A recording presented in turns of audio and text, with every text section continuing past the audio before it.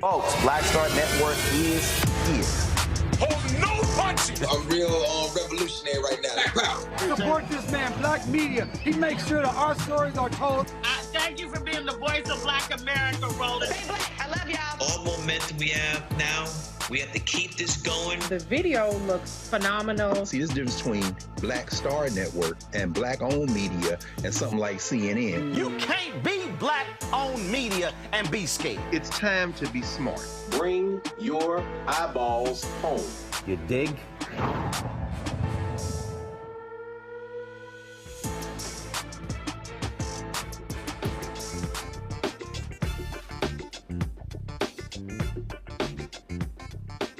It's Monday, May 6, 2024. I'm Dr. Ome Dibinga, sitting in for Roland, who's on his way back from Detroit.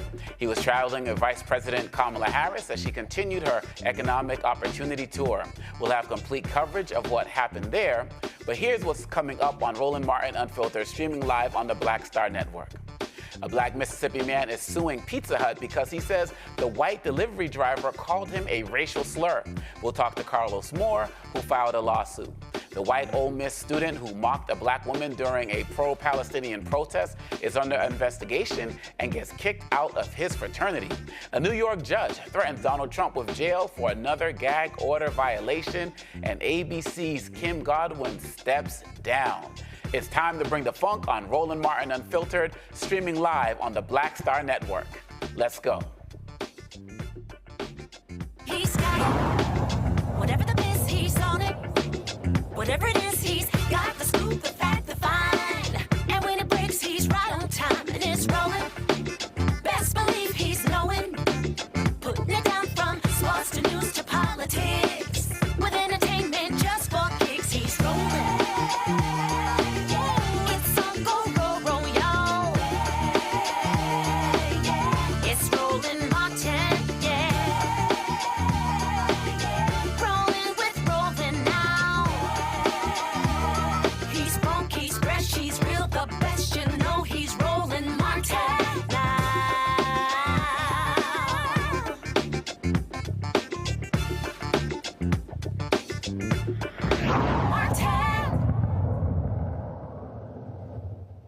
Vice President Kamala Harris is on her way back from Detroit. She was in the Motor City as part of her economic opportunity tour, the Biden campaign's effort to strengthen the economy for Black Americans. Roland traveled with the Vice President and will join us in the next hour to highlight today's event. But first, a Mississippi man says he got more than a pizza from his Oxford Pizza Hut delivery driver on June 25th, 2023. Jamarius Archie opened his door to receive his order when the white driver called him a racial slur. Take a listen.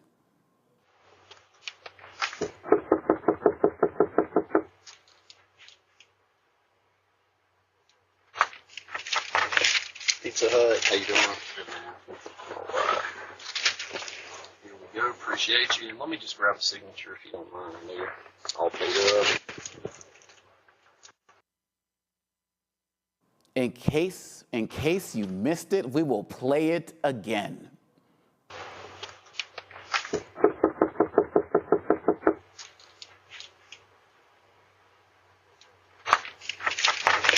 Pizza Hut, how you doing? Good, man. All right. Here we go, appreciate you. And let me just grab a signature if you don't mind there. All paid up. Joining me from Jackson, Mississippi is attorney Carlos Moore. Mr. Moore, thank you so much for being here tonight. I just got to start with, what in the world? I almost wanted to play it a third time. Can you please tell us and help us process what we just saw? Was that real? It was real. And like you, I could not believe my ears. I mean, this happened in 2023 in Oxford, Mississippi. This young African-American man ordered a pizza in a nice neighborhood, and it was just a normal day, and he never could have expected to be called the N-word just for ordering a pizza. And what was, we read the statement that you posted, but, knowing your client, what was his reaction after the fact? Because it seems like such a natural transaction, but it just seems like kind of after the fact, it seems like, whoa, wait a minute, what just happened? Like, how did he process what he experienced? Yes, it was very difficult to process. He's undergoing counseling now for what he endured, but it caught him off guard. I mean, most people, had they had any kind of forewarning, knew exactly what he said when he said it and processed it immediately. They probably would have stolen the piece of driver. But I mean, he was so shocked, he ran to his video surveillance to run it back. He had to run it back again to make sure he had heard what he heard. He showed it to his wife, and they agreed there was nothing wrong with his ears. He had been called the N-word. Yeah, I had to double check my ears a couple of times as well. And has there been a response I want to bring my panel in shortly, but has there been a response from Pizza Hut about how they're looking at handling the situation to date since this happened last summer? Evidently, Pizza Hut has ratified this comment. The man is still a delivery driver in Oxford, Mississippi, and he is still free to roam the streets and deliver pizzas and call people the N-word at will. And so this is very disappointing. Still wow, that was not something I was expecting to hear. I have so many other questions, but I want to bring in my panel to share some of their thoughts on this as well. I'm going to bring in Dr. Julianne Malveaux, economist and author out of Washington, D.C., as well as Gavin Reynolds, contributor to The Root and former speechwriter to Vice President Kamala Harris. Dr. Malveaux, I want to turn the first question over to you.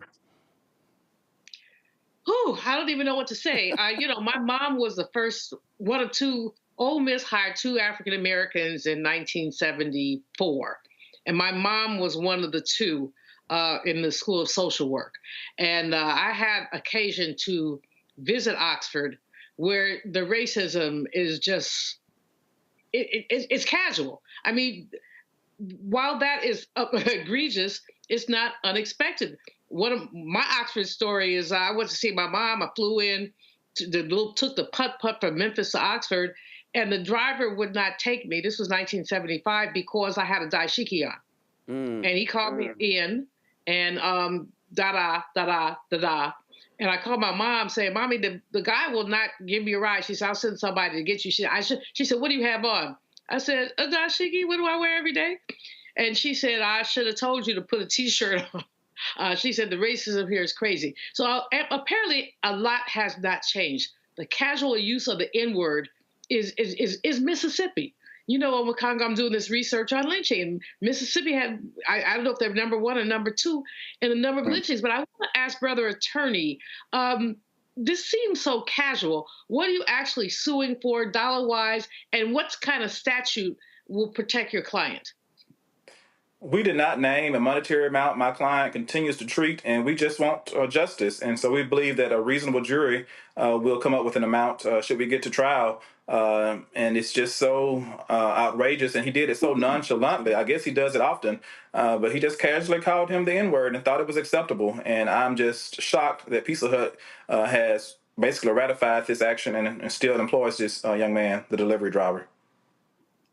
Thank you. Gavin, your question.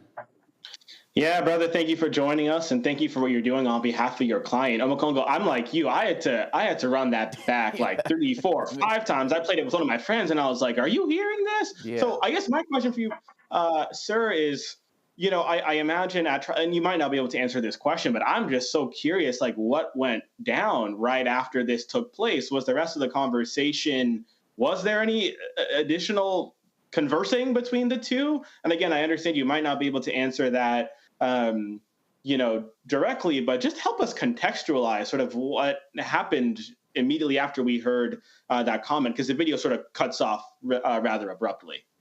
Yes, my client stayed cool. He is a law-abiding citizen of Mississippi. He really couldn't believe his ears, and so he wanted to double check. And so he let the man go ahead and leave after he signed the receipt, and then he went and shared what just happened with his wife, and they went to the video doorbell system and watched the video and listened to it, and they confirmed he had heard what he heard.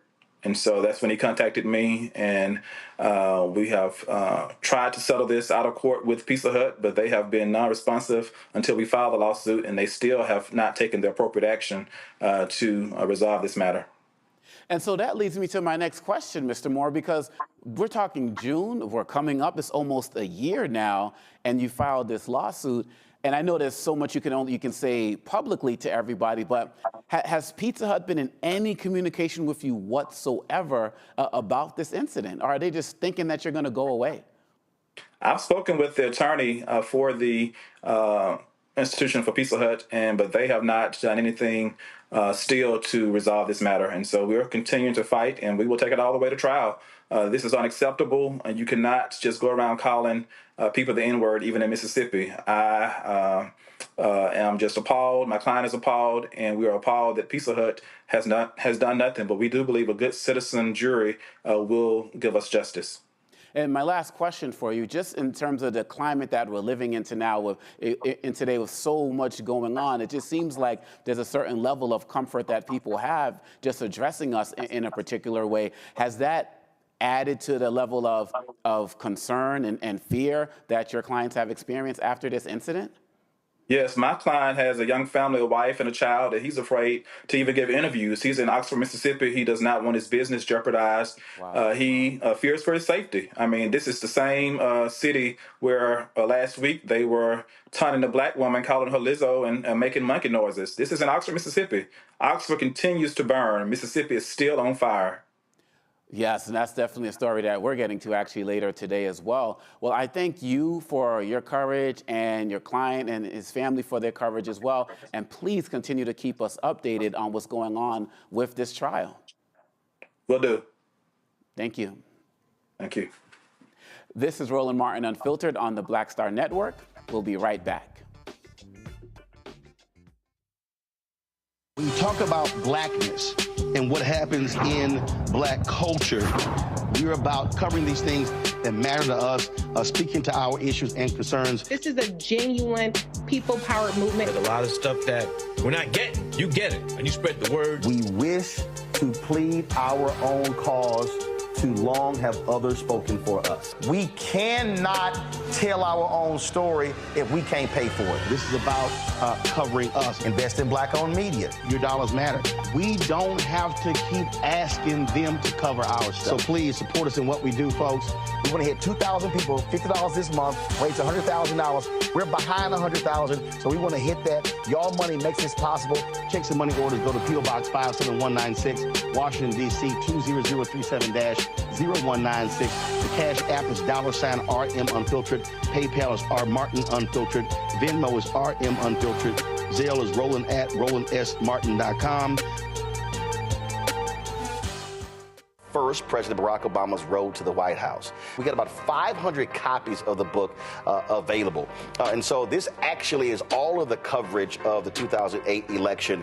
But the other thing is this here. I talked to folks like Malik Yoba, Hill Harper, Erica Alexander, Kevin Lau, Spike Lee, Tatiana Ali. But there's a lot of behind-the-scenes stuff in here as well, where I talked about some of the stuff that went down at CNN. Also, when you go through here, a lot of the photos that you see in here, photos that I actually shot, photos that were my time at CNN.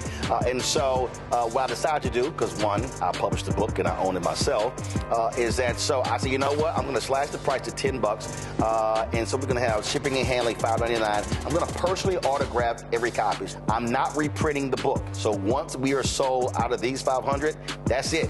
They're gone. So you can go to RolandSMartin.com/the-first to get a copy of this book. Everybody who orders this book through the website, not on Amazon, only through RolandSMartin.com, I will personally autograph and mail you a copy of this book. It's all of the coverage, the actual interviews that I did with him. And just to show you, of course, when it came out, there's actually even in here the interviews that I did with him and Michelle Obama, which won TV One Cable Network's his first 2 NAACP Image Awards. And so all of that for $10. Shipping and handling is $5.99. So go to RolandSMartin.com the first and order your copy today. Bruce Smith, creator and executive producer of The Proud Family, Louder and Prouder, and you're watching Roland Martin Unfiltered.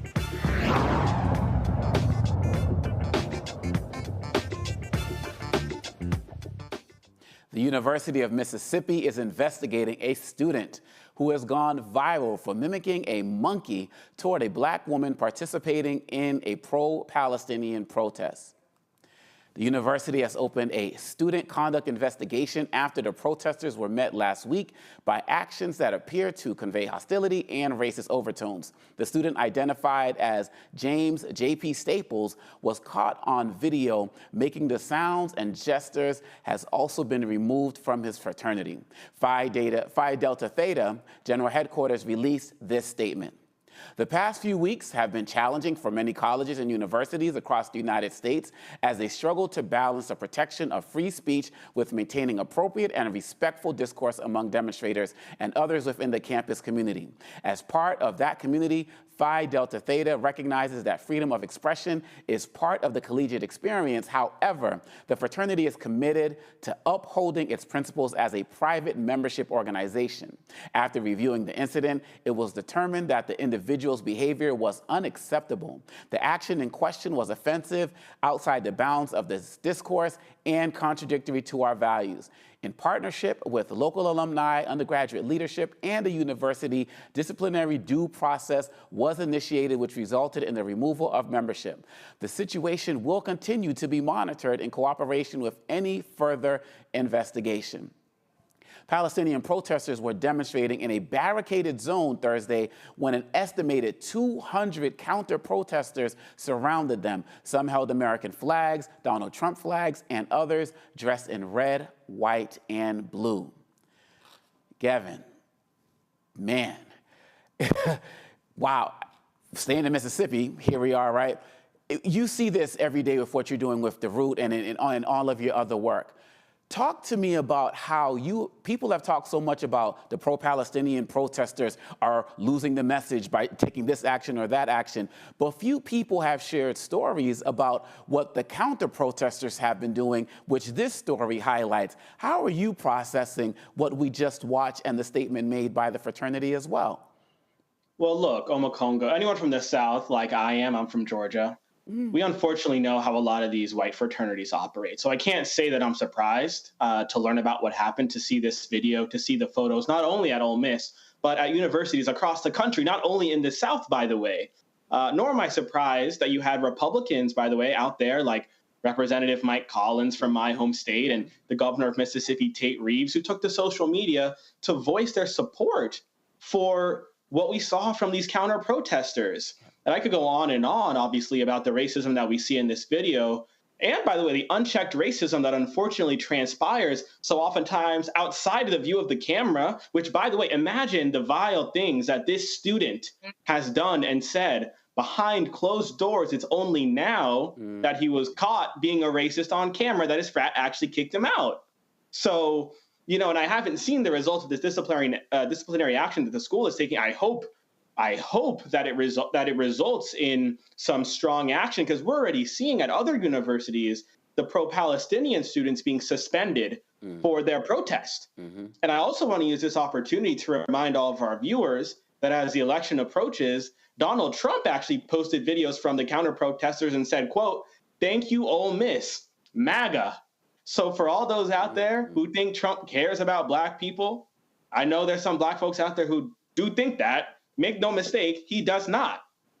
At the same time, I also want to speak to some of our young people who are out there speaking their truth to power and protesting. Continue to do that, but at the same time, know your legal rights and be smart with your protest, because we, in our community, oftentimes we don't have the same institutional support and backing that some of those counter-protesters do. We don't have daddy or mommies or granddaddies or grandmommies or great-granddaddy or great-grandmommies money to fall back on.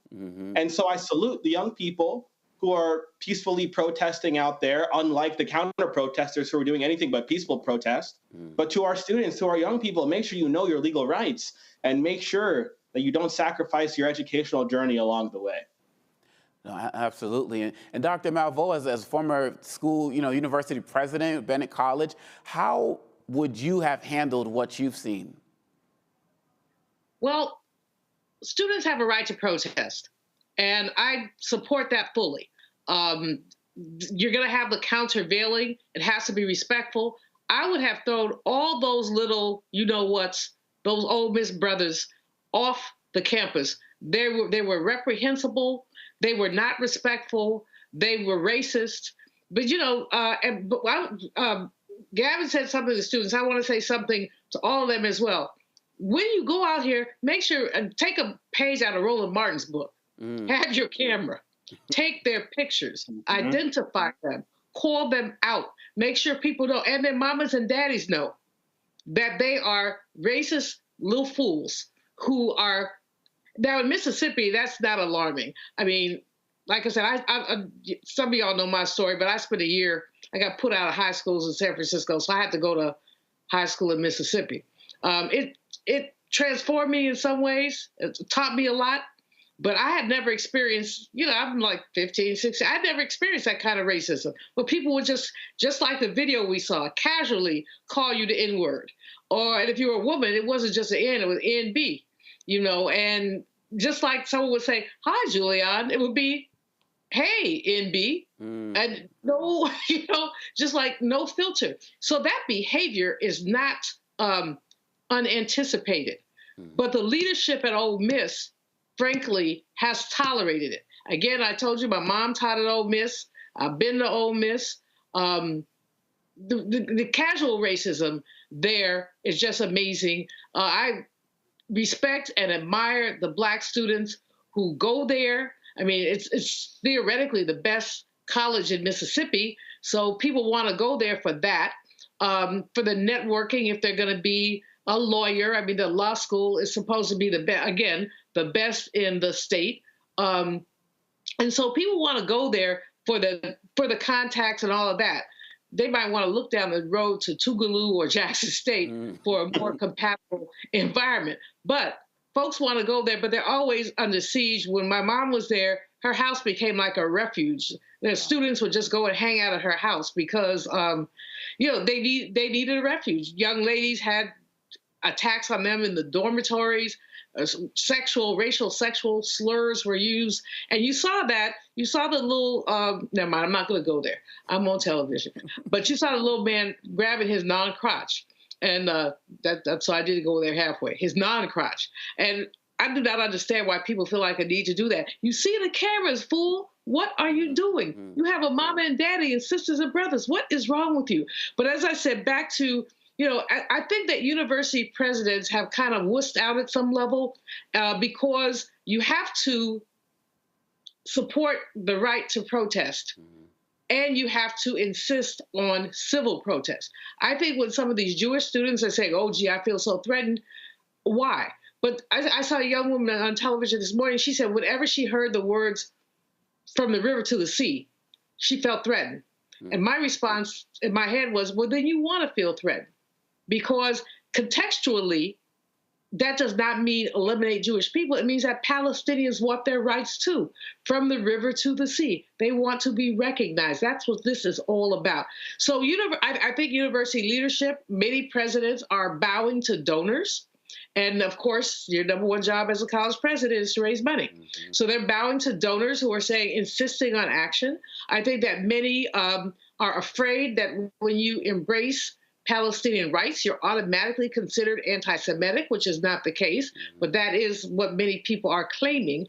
And so I think that university presidents are stuck between a rock and a hard place, but they must stand up for justice. They must stand up for the First Amendment. One of the things that I haven't seen a lot of is probably happening, and I don't know about it, but there need to be teach-ins. I mean, this is commencement time, so there's not going to be a lot of time for that. But people need, when the first October 7th started, it would have been beautiful to have seen campus after campus doing teach-ins, teaching the history. People don't know the history. They think Hamas just dropped out the sky and decided to start attacking Israel. Let's tell the whole story. Let's go back to 1948. Let's look at a map of Palestine in 1948 and then in 1968 and see about how much territory has been taken. That does not justify, but it does say universities have a right, universities have a responsibility to educate their students. And they have a right to demand that students be respectful, but also that students be educated. Students have First Amendment rights. No, absolutely. And Gavin, lastly to you again, wanted to come back to you because, you know, you're from Georgia. We've seen what's happening in Mississippi. When I was looking at those protesters, I saw nothing that had to do with Palestine, Israel, Hamas, or anything. I saw the monkey demonstrations, and also, you know, the sister, you know, a plus-size sister as well, the references to Lizzo. It seems like they were taking every opportunity to throw out pretty much any type of racial, fatphobic, and misogynistic slurs that they can spout towards her. Should we be expecting more of this as we're going into the 2024 election, given that they were also putting out these MAGA and Trump supporting signs as well? And do we need to just brace up for it? I think we absolutely do, and I'm glad you mentioned the MAGA signs because we've been seeing a lot of those at these counter protests as well. I mean, this is how the MAGA mob mentality operates, right? And this is not new in our country. We've had the modern day MAGA mob mentality here since the very founding of our country. And it's looked differently throughout time. It's looked differently during slavery. It's looked differently during Reconstruction and Jim Crow and the Civil Rights era. And in the present, it's looked differently throughout history. But you notice a lot of the same characteristics. And it's why Donald Trump rose to power in the first place. It's because he's been able, on the heels of the election of our nation's first Black president, to tap into a lot of racial animus and a lot of racial fear. That's why Donald Trump and a lot of his MAGA cronies talk so much about immigration. They talk now about wanting to crack down on anti-white racism. Those sorts of topics, those sorts of policies that Donald Trump and his allies and his cronies are ready to reenact in a second term are what's motivating a lot of these folks that you're seeing. A lot of these people who showed up with the Trump flags and who are taunting the protesters and all of that, they don't care about what's going on in the Middle East. They don't care about these issues. This is all just hate. And it's what Donald Trump has fueled.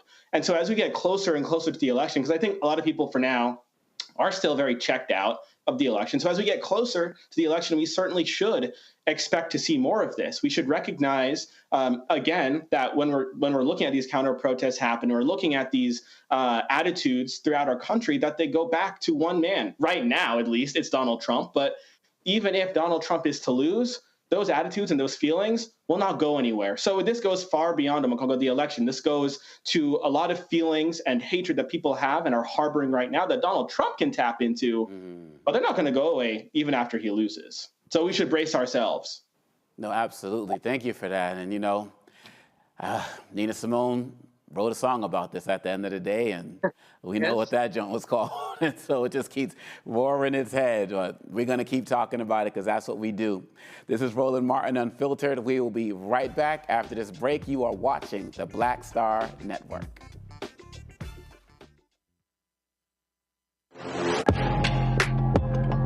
A lot of y'all have been asking me about the pocket squares that we have available on our website. You see me rocking the Shibori pocket square right here. It's all about looking different. Now look, summertime is coming up. Y'all know, I keep trying to tell fellas, change your look, please. You can't wear athletic shoes every damn wear. So if you're putting on linen suits, if you're putting on some summer suits, have a whole different look. The reason I like this particular pocket square, the Shibori, is because it's sort of like a flower and looks pretty cool here versus the traditional boring silk pocket squares. But also I like being a little different as well. So this is why we have these custom-made feather pocket squares on the website as well.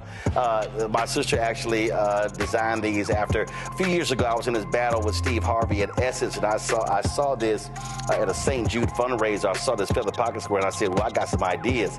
So I hit her, and she sent me about 30 different ones. And so this completely changes your look. Now, some of you men out there, I had some dudes say, oh man, I can't wear that. Well, if you ain't got swagger, that's not my problem. But if you're looking for something different to spruce up your look, fellas, ladies, if y'all looking to get your man a good gift, I've run into brothers all across the country with the feather pocket squares saying, see, check mine out. And so it's always good to see them. And so this is what you do. Go to RolandSMartin.com/pocket squares. You can order Shibori pocket squares or the custom-made pocket squares. Now, for the Shiboris, we're out of a lot of the different colors, and I think we're down to about 200 or 300. So you want to get your order in as soon as you can, because here's what happened. I got these several years ago, and the Japanese company signed a deal with another company, and I bought them before they signed that deal. And so I can't get access to any more from the company in Japan that makes them. And so get yours now. So come summertime, when I see y'all at Essence, y'all could be looking fly with the Shibori Pocket Square or the custom-made Pocket Square. Again, RolandSMartin.com/Pocket Squares. Go there now.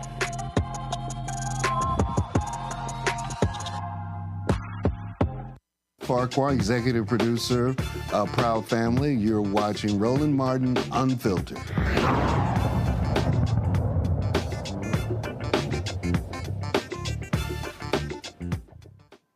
For the second time, a New York judge holds Donald Trump in contempt of court.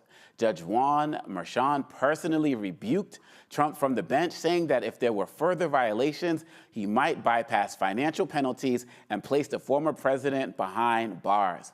Merchan acknowledged that jailing Mr. Trump was, quote unquote, the last thing he wanted to do, but said that it was his responsibility to, quote, protect the dignity of the justice system, unquote. Dr. Malveaux, it seems to me as if former president is kind of in the you about to mess around and find out stage. Well, I think he continues to violate the judge's orders. He's disrespecting the judge. I mean, just systematically. And it's like he doesn't care. But nobody wants to see him in jail because, first of all, if he's in jail, where's the Secret Service going to be? Do they have to go to jail too? Yes. Secondly, and he needs protection. And I mean, if they send him to Rikers, I'm not so sure about that. The brothers in Rikers are interesting. Let me just put it that way. We've gotten Rikers stories in the past. So he's really the judge is going to maybe have to be creative and not put him in Rikers, but maybe put him in some kind of lockdown where he goes someplace and he can't, no email, no this, no that. But no, he is tempting this judge. And why is he doing that? Because it serves his purpose. Because if anything happens to him, going to jail, whatever, his base is going to be energized. Oh, look at how unfair they are. Look at what they did to him. So, but this is vintage Trump. We have never seen him, color inside the lines, follow the rules. He doesn't think rules were made for him. I mean, he has violated every human principle, cheating people that he works with, shorting small businesses money that he owes them. And it would take the small business more money than they have to try to sue him for the money that they owe. So they just go out of business. And then this has happened time and time and time again. But this judge is going to be time enough for him. I see that this judge may just do something for him. I would just implore the judge to be creative. I mean, there's a way, my mom used to, if you were on punishment, she would lock you in your room. Well, my room actually happened to have a library in it. So I didn't mind. Lock me in the room if you want to. When it was time for me to go out the room, I said, oh, no, ma'am, I'm reading. It would drive her crazy. And she finally figured out if you locked me in a room that had no books and no stimulation, then I would shoot. I'm like, I need to get out of here. Yeah. So figure out a way to punish him without making it a spectacle, because that's what he wants. A spectacle serves him well. It energizes his base. There's some things. Take his internet away from him for 30 days. Ooh, and that would really hurt. They can make him wear a purple wig. That's not nice. But, the judge is going to have to be creative, because if he creates a spectacle, it's going to serve Trump. Yeah, I hear you. And Gavin, people have talked so much about, oh, my gosh, the fact that Trump is going through this trial. That means that, black people are going to identify with him. And then, you add the sneakers and you add these other things. And the fact of the matter is, Gavin, that when it comes, Trump talks so much about, oh, the system is rigged. It's a two-tier system. But he always talks about himself as if he's at the bottom of the system. But and Dr. Malveaux knows, and everybody watching knows, that if a black man did a single thing, even close to anything Trump has done with this judge and this court and this trial, he would have been in jail the first time. Under the jail.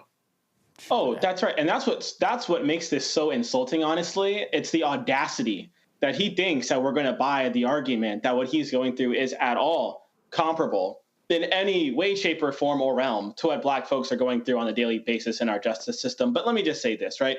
This is more vintage Donald Trump. It's par for the course. Again, reminding us, by the way, of the hypocrisy in the Republican Party, which claims to be about law and order. Meanwhile, their leader is facing 91 criminal indictments in more than one jurisdictions. And the contempt, warning that he got today, I believe that was his 10th one. That's $10,000 in fines so far. And, you guys have both hit on like the fact that if he does end up being jailed for this, he's going to spin it for his political benefit. But with all of that being said, I do think that this trial, as important and as necessary as it is, puts us at risk of not taking Donald Trump as seriously as we should. He is leading in a number of polls, including in some very important swing state polls. Recent data also is showing us that Americans' attitudes towards Trump is sweetening, not souring. But the thing is we know exactly what Donald Trump is hoping to achieve in a second term. When he was president the first time, we saw what he was capable of, and he has not been shy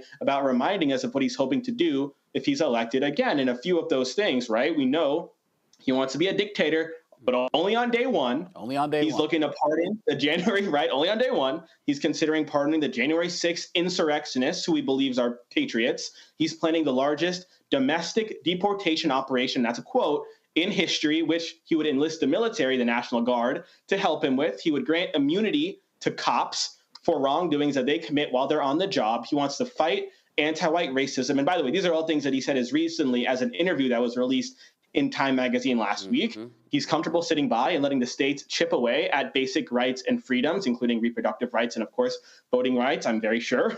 He's ready to remake the federal government by purging career staff, anyone who's not loyal to him. While on the other hand, we see the president and the vice president. They're running to continue a lot of the work that they've done so far. I know we'll talk probably a little bit later about some of the economic work that the vice president was in Detroit today touting, but we've seen this ticket create good paying jobs, lower prescription drugs for seniors, fight to end the climate crisis, defend the rights of women to make their own choices about their own bodies, make communities safer from gun violence and police misconduct, and actually defend the rule of law. And so as we're seeing all this play out, I just want to remind us to take Donald Trump as seriously as we ought to, and remind ourselves that this November we will be faced with a choice between two radically different visions for the future of our country. And I certainly know which one that I want to come true. Well, let's follow up on that, Dr. Malveaux. I want to just ask you, because given what Gavin was saying and kind of going off of your point as well, it's almost as if there are some people who said they wish that Trump was out on the campaign trail so he can continue to get out there and make these statements that the Biden camp can use against him. But then there are other people who are saying his campaign is the courtroom. And so on some levels, it's actually helping him. So is that part of the reason why Gavin's talking about there being a tie, because of, the court is giving him more attention or a different type of attention? How do you see that? How do you see us going into this election and this idea of court as campaigning, and also going off of what Gavin was talking about, referring to this? Well, I want to thank Gavin for running down all the things and encourage people to read Project 2025. I mean, if you read Project 2025, you will be horrified. Gavin just hit the tip of the iceberg. There's so much more. I think I'm about halfway through it, and I had to throw it down a couple times, and once I actually upchucked in the middle of. As a baby economist, I worked for the Council of Economic Advisors under Jimmy Carter. And CEA is one of the organizations he talks about. Ordinarily at CEA, college professors work, an academic year on leave. The only three members are appointed by the president, but the staff is academics. They say, "Oh, we're gonna change that. We want people to work the calendar year to coincide with the president's term." So basically, they're talking about firing people. You've taken leave from your job, and now they're talking about firing people. I mean, that's the least of it. The environmental piece, they're talking about reversing environmental regulations. Project 2025 is something that any Black person who cares about what's going on needs to read. And if, you've got this myth that Black men are supporting the orange man, that myth, I don't believe it, that these numbers, I just think we're too far out. But I think if you are thoughtful and you read this, he wants to eliminate anything that has to do with race in terms of minority business and everything else. This is unacceptable. It's utterly unacceptable. But, it's the spectacle that he's creating that takes us away from the issues. So, and the media is partially at fault. I mean, all of the major networks and the major cable networks, they have endless panels talking about his antics. Well, what they really need to talk about is policies. I mean, his antics are interesting, but it's just like you go to the circus. The antics are interesting, but the policies are what we really need to be drilling down on. And I just don't see that. I mean, I wish that I was watching something in the middle of the night, because I'm an insomniac. So I watched, they got 7 people on this panel on CNN talking smack about, you know, well, you know, maybe he should do this, maybe he should do it. Why not talk about what Biden has done for employment? Why not talk about inflation from a different context? They're surface on the issues and deep on the orange man, and it ought to be the other way around. Yo, absolutely. Well, you know, that's what we're going to continue to do here on the Black Star Network, because we don't know how to do it any other way. So we're going to continue to monitor this and continue to call out Trump and call out a lot of these media outlets who aren't doing what they're supposed to be doing. But you all know, if you need the real news, you got to come right here to the Black Star Network. This is Roland Martin, Unfiltered. We will be right back.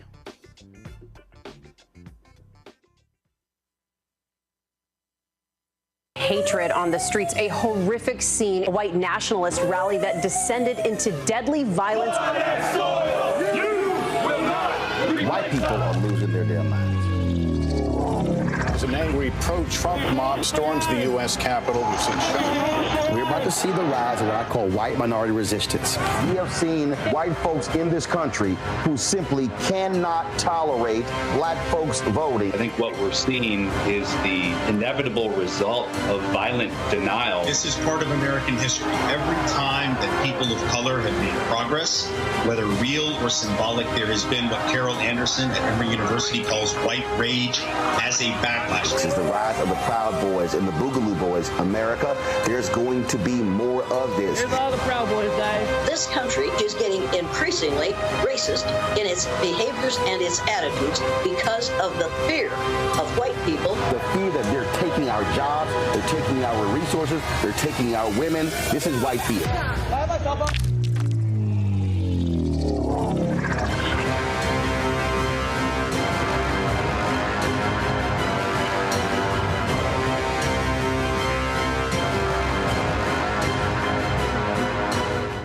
Hi, I'm Dr. Jackie of A Balanced Life.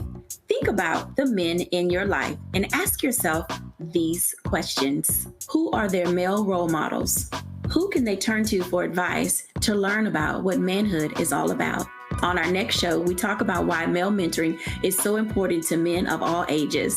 Actor Dondre Whitfield leads an all-star cast and panel to answer these and many other probing questions. A woman can't teach you how to be something that she's not. That's on the next A Balanced Life with Dr. Jackie on Black Star Network. Me, Sherry Shepard, and you know what you're watching, Roland Martin, Unfiltered.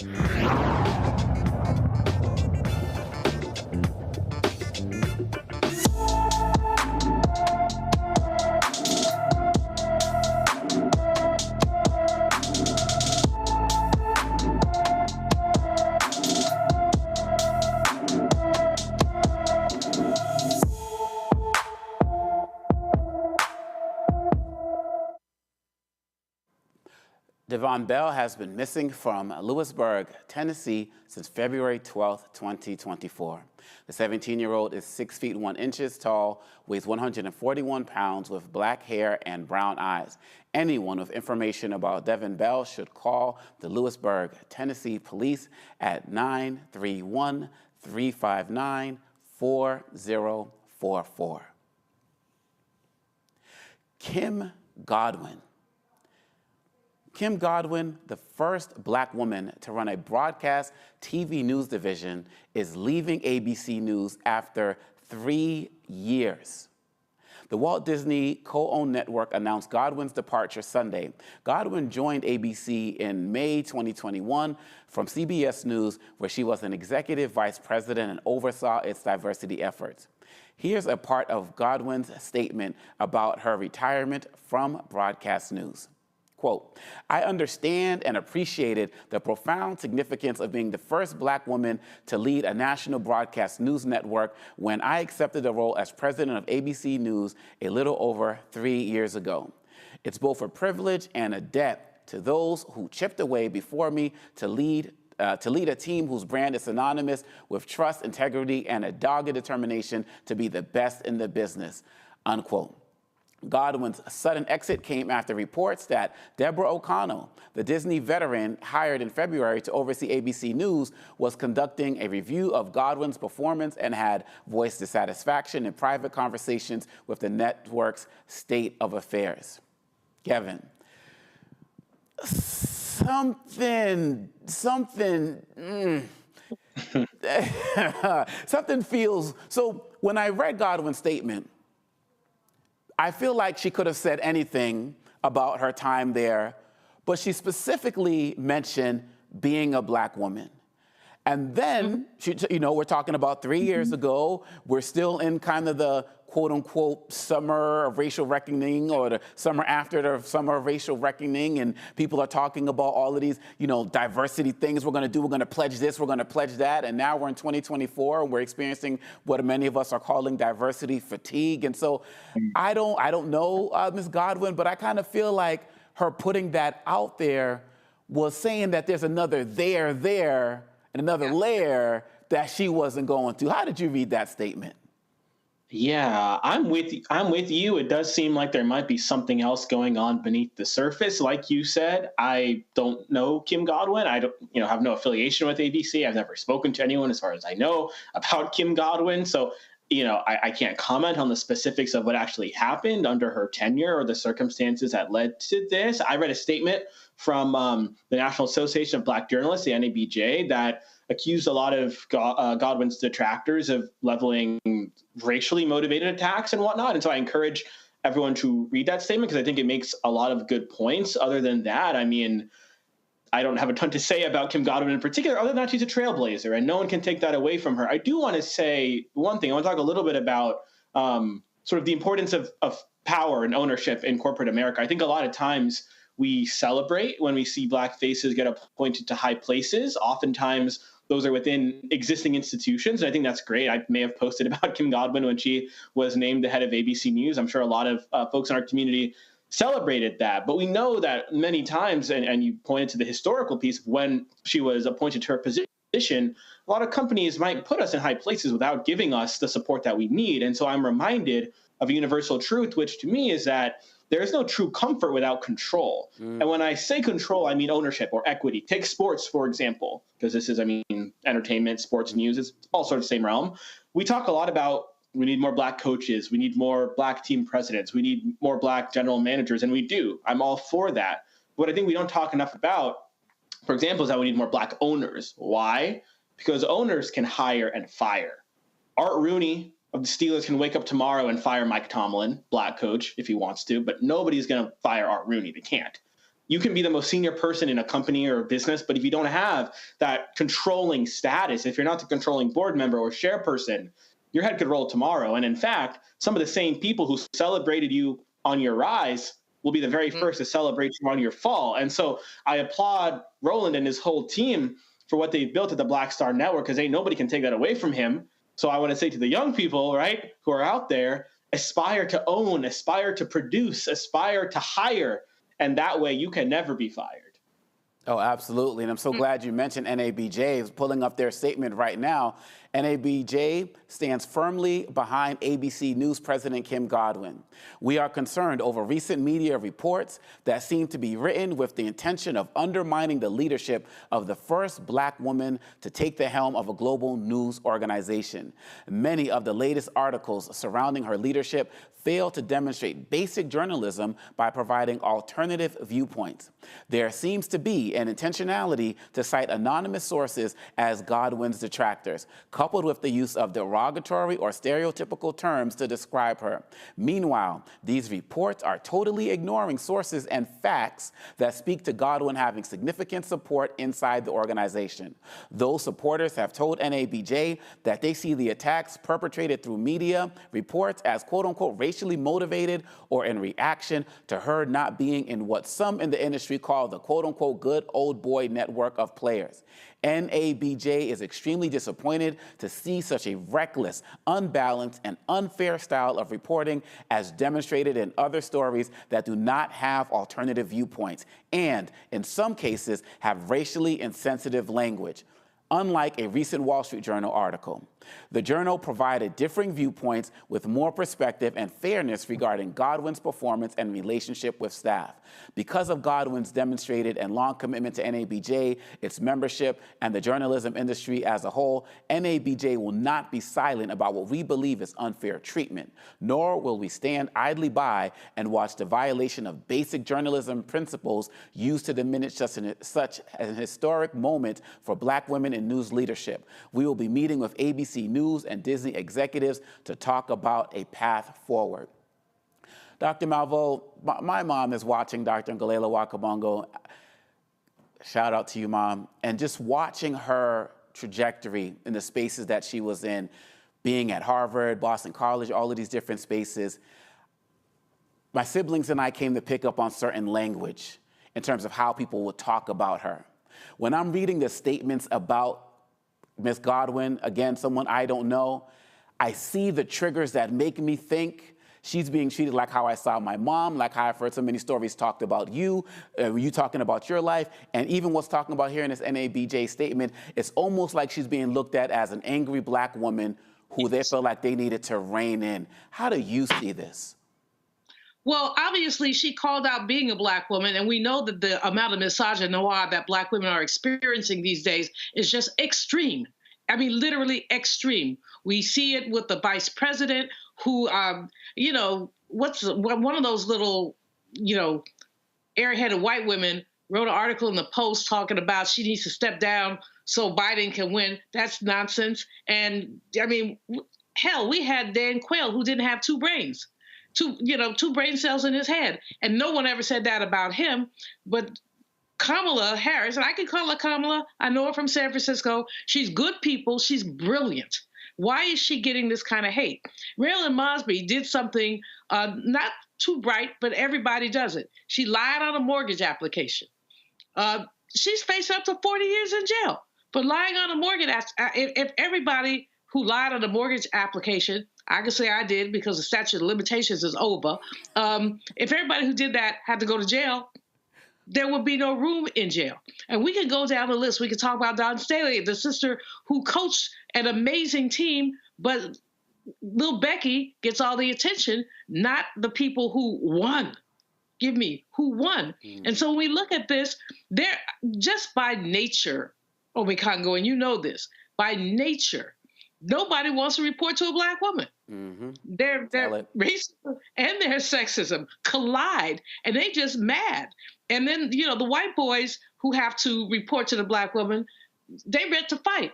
They're like, And so they drop these things, angry Black woman. And then the ultimate insult was they put this woman over her in charge of news operations. So that's effectively a demotion. And she wasn't having it, and she should not have had it, and it should not have happened. So the NABJ statement is a very important statement, and it really says it all in terms of calling out all these anonymous sources. Anonymous source means you made it up. That's what it really means. You took your biases and you put them in an anonymous person's mouth who we could never find because they don't exist. And I mean, right on to the sister. She held it up as long as she could. And her exit was very dignified. But when you read between the lines, she ain't happy. Mm-hmm. They messed with her. And she, I'm sure she got paid, and I'm happy for that. I'm sure there was some kind of NDA that she had to sign, and that's how it goes. But she is a trailblazer. she did important work. And the fact is that as these walls come tumbling down, you have devils who want to build them back up. So, we saw it. We just talked about Ole Miss.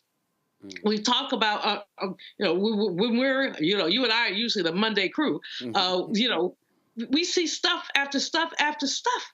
And it's like, this is how it is. So we applaud the sister, but this just lets us know that the struggle continues. And, for all its so-called liberalism, journalism is not liberal at all. Journalism is about maintaining the status quo. So when you ever put someone who's a part of a marginalized population in a power position, the status quo is going to be threatened. And unless you dot all the I's, cross all the T's, et cetera, et cetera, et cetera, and you and I've talked, I've lived it. Unless you do all that and, kiss an appropriate amount of butt, a bunch of things are going to happen. And here we see it. And so it's a tragedy on one hand, it's a lesson on the other, and it is a call to action.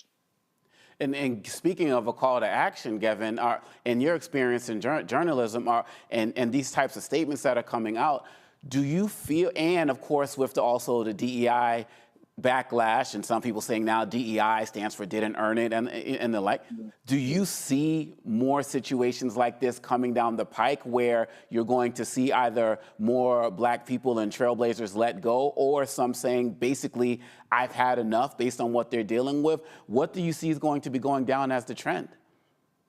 So I think definitely, it'll be different for every individual person. I wouldn't be surprised if these trends continue. I want to build off something that Dr. Malveaux said, which is that she harkened back to what we talked about at Ole Miss, right? And I think I talked earlier about how, we see this sort of Ole Miss, the MAGA mob mentality.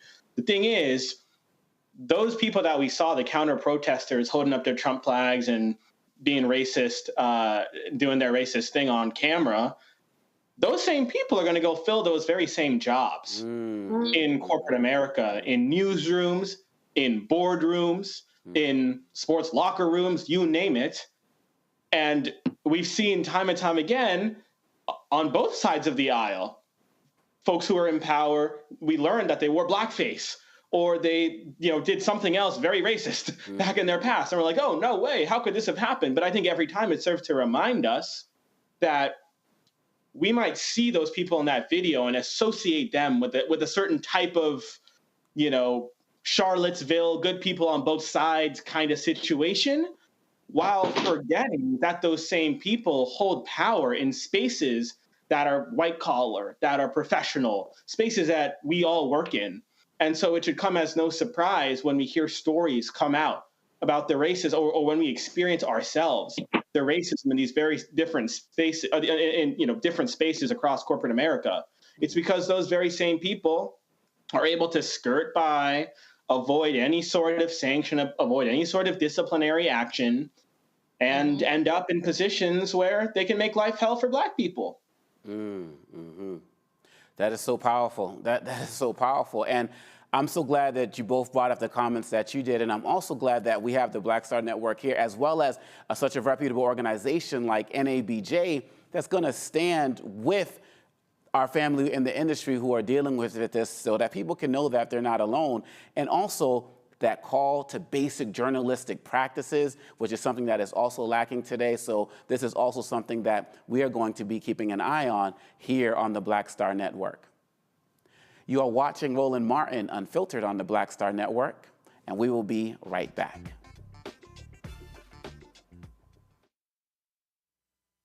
Hi, I'm Dr. Jackie of A Balanced Life.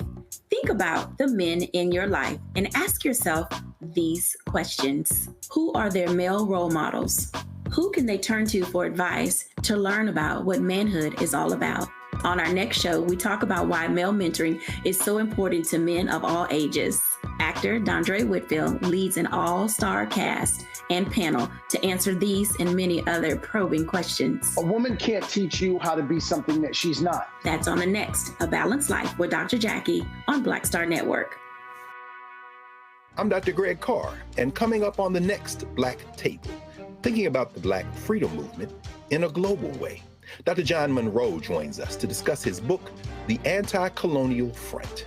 which maps the social justice movement in the United States and its impact internationally, from Asia to Africa, and how movements like anti-communism were used to slow down racial equality, like critical race theory today. Critical race theory today, communism back then, that's essentially mobilized to shut down any challenges to a given system of power. Connecting the civil rights movement to colonialism on the next Black Table, exclusively here on the Black Star Network.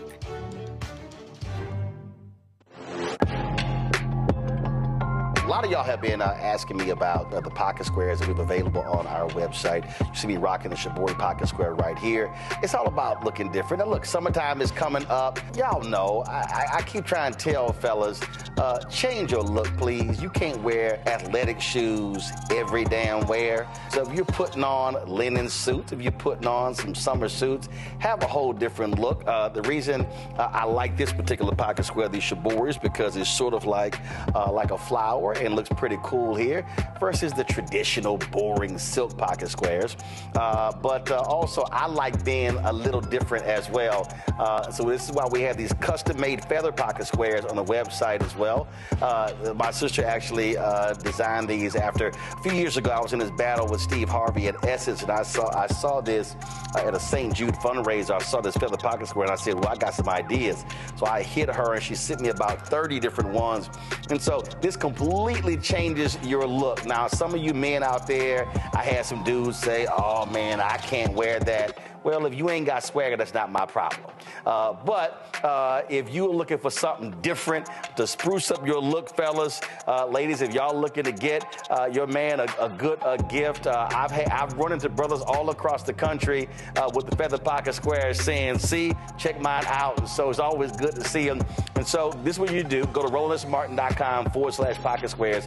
You can order Shibori pocket squares or the custom-made pocket squares. Now, for the Shiboris, we're out of a lot of the different colors, and I think we're down to about 200 or 300. So you want to get your order in as soon as you can, because here's what happened. I got these several years ago, and the Japanese company signed a deal with another company, and I bought them before they signed that deal, and so I can't get access to any more from the company in Japan that makes them. And so get yours now.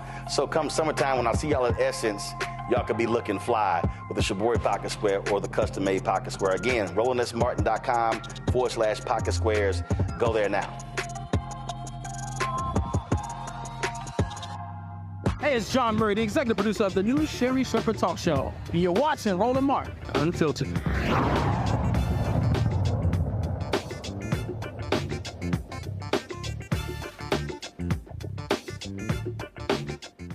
Vice President Kamala Harris was in Detroit for her second stop on the Economic Opportunity Tour. She was there to promote the Biden administration's economic agenda. She made a huge economic announcement that will boost small Black business owners. But before Harris took to the stage, several people, including Michigan's Lieutenant Governor Garland Gilchrist, took the time to brag about the opportunities Detroit offers. On behalf of my partner in public service, Michigan Governor Gretchen Whitmer, I am so proud to welcome all of you to the historic Charles H. Wright Museum and to welcome the Vice President of the United States, Kamala Harris, here to Detroit, Michigan.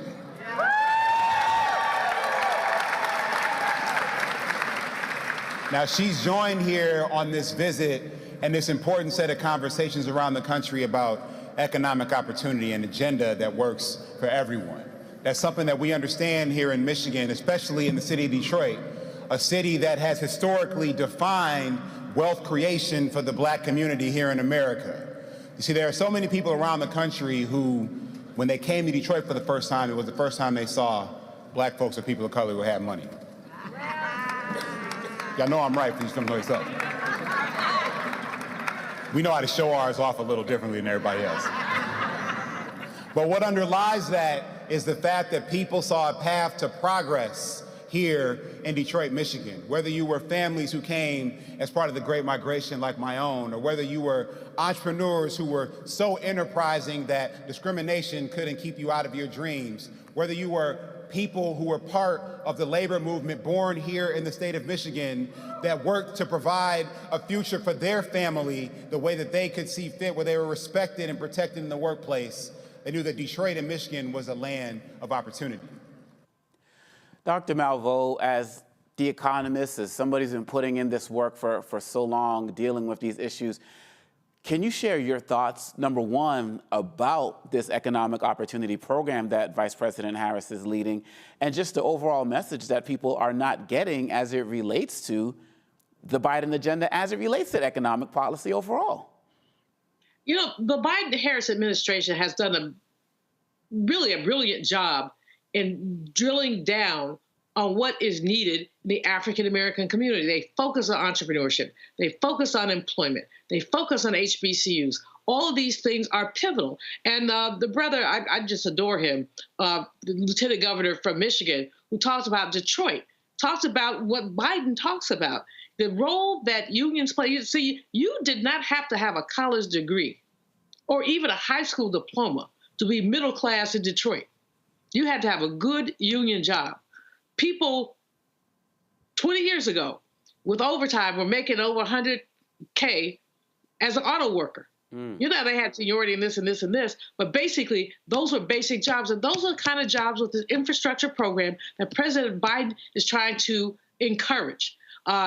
If we're able to rebuild the Francis Scott Key Bridge over there in Baltimore, those are union jobs.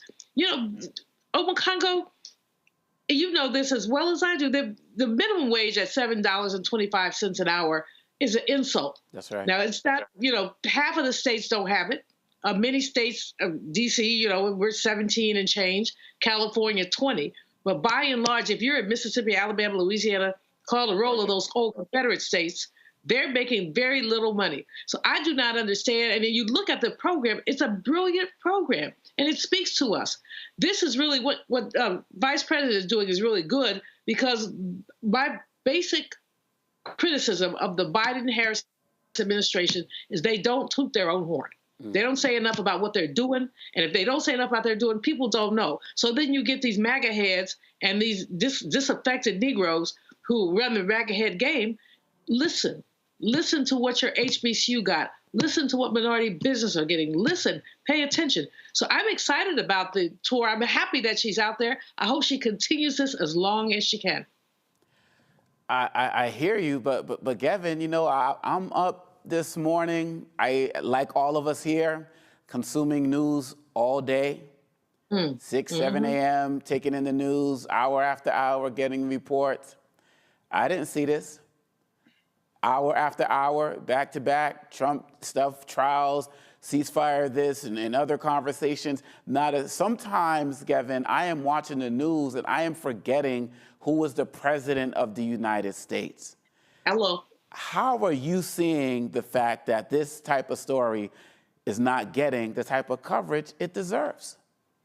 So you hit the nail on the head. I think right now we're in this media climate in which the controversy, the juicy, the salacious, that's what sells. So you take the former president, a hush money trial involving a sex scandal, and that same person is running for president again. That's the perfect storm of what the news media, of what cable media wants to cover. We also know, though, that the way we consume media, especially young people, is changing.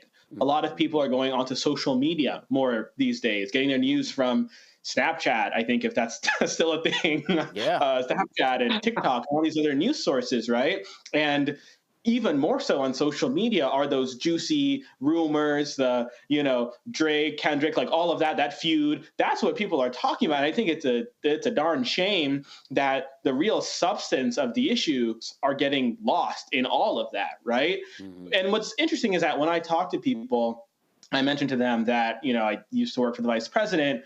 A lot of them, and the media seems to think that there's a lot of negativity around the VP, and that might be true for some people. But what I hear from most people is that they like the VP. They just feel like they don't really see her enough. They feel like they don't really know her. And what I hear from a lot of them is that they want to see more of the VP. That's why I think I'm so excited that the vice president is hitting the road. She is such an effective messenger on the issue of reproductive freedom. We've seen her travel this country on her Fight for Reproductive Freedoms tour. speaking truth to power on that issue. And now on this economic opportunity tour, and I was extremely happy that she started this tour in my hometown of Atlanta. And I'm excited for this tour to continue to progress. But I think it's on the media to make sure that they lift up this work, because the whole point of this tour, the whole point when it comes to connecting with Black folks on the ground is so that we can close the knowledge gap that exists between the amazing work, the historic work that this administration is doing, investing in small businesses and bringing the rate of small business growth among the Black community to its fastest rate in decades, adding a record number of jobs, bringing Black unemployment down to record lows, raising wages, lowering the cost of insulin and prescription drugs for seniors, lowering the cost of childcare, taking historic actions to forgive student loans. This is incredible, incredible, life-changing, generational altering work. But the unfortunate thing is that there are a lot of people on the ground who just aren't tracking. And so it really, I urge in the strongest terms, the media to cover this work, right? I think a lot of people, like I said earlier, are still very checked out on these issues, are checked out on the election. It's still a little bit a ways away. People are going to wake up soon. But it's important that between now and then, that the campaign, that the administration continues to deploy their strongest messengers. And to me, that includes the vice president, to lift up so much of this work, to educate, to connect with, first of all, especially our Black voters, and then educate them on this work and convey to them that they want to build on that work. They want to build on the work I just mentioned. They want to work at issues like making housing more affordable, right? Continuing to lower costs. And so I think this is the kind of meaningful engagement, education, and activation that a lot of us were looking for from the ticket. And I'm excited for them to continue on with it. And I'm excited for the VP to continue traveling this country to lift up this really amazing work. Absolutely. And Don Graves Jr., Deputy Secretary of Commerce, Economic Opportunities, also spoke. Yes. Economic empowerment, economic opportunity is personal for me, not only as a fellow Midwesterner, but as someone who's been on the ground in this city, helping to turn despair and disaster into hope and healing. During the Obama-Biden administration, after years of underinvestment and disinvestment, and after the Great Recession had swept through Detroit and the rest of the country, leaving the city in bankruptcy, I was asked by President Obama and then Vice President Biden to be their point person on the recovery of Detroit. It was some of the hardest but most rewarding work I've ever done in my life. And I don't need to remind folks in this community of the challenges that you faced, but together with the mayor, with local elected leaders, with the community, with stakeholders all across this region, we worked together. The community came together, focused on rebuilding the city infrastructure, city services, creating a new economic development strategy focused on creating quality jobs, investment opportunities all across this community, even where Wall Street wasn't able to find them. And even during such a challenging period, Detroiters never buckled.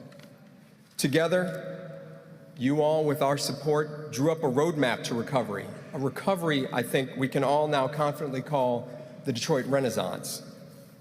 Today, we're in the middle of an increasingly competitive global economic environment with ever more aggressive competitors and adversaries. And under the leadership of President Biden and Vice President Harris, we're making historic investments in Detroit, in Michigan, and all across the country that aren't just righting this ship, righting our economy, but they're positioning this country for generational economic opportunities for all Americans, not just some, but all Americans. Dr. Malveaux, as Graves was speaking, I wrote down something he said. He said, hope and healing.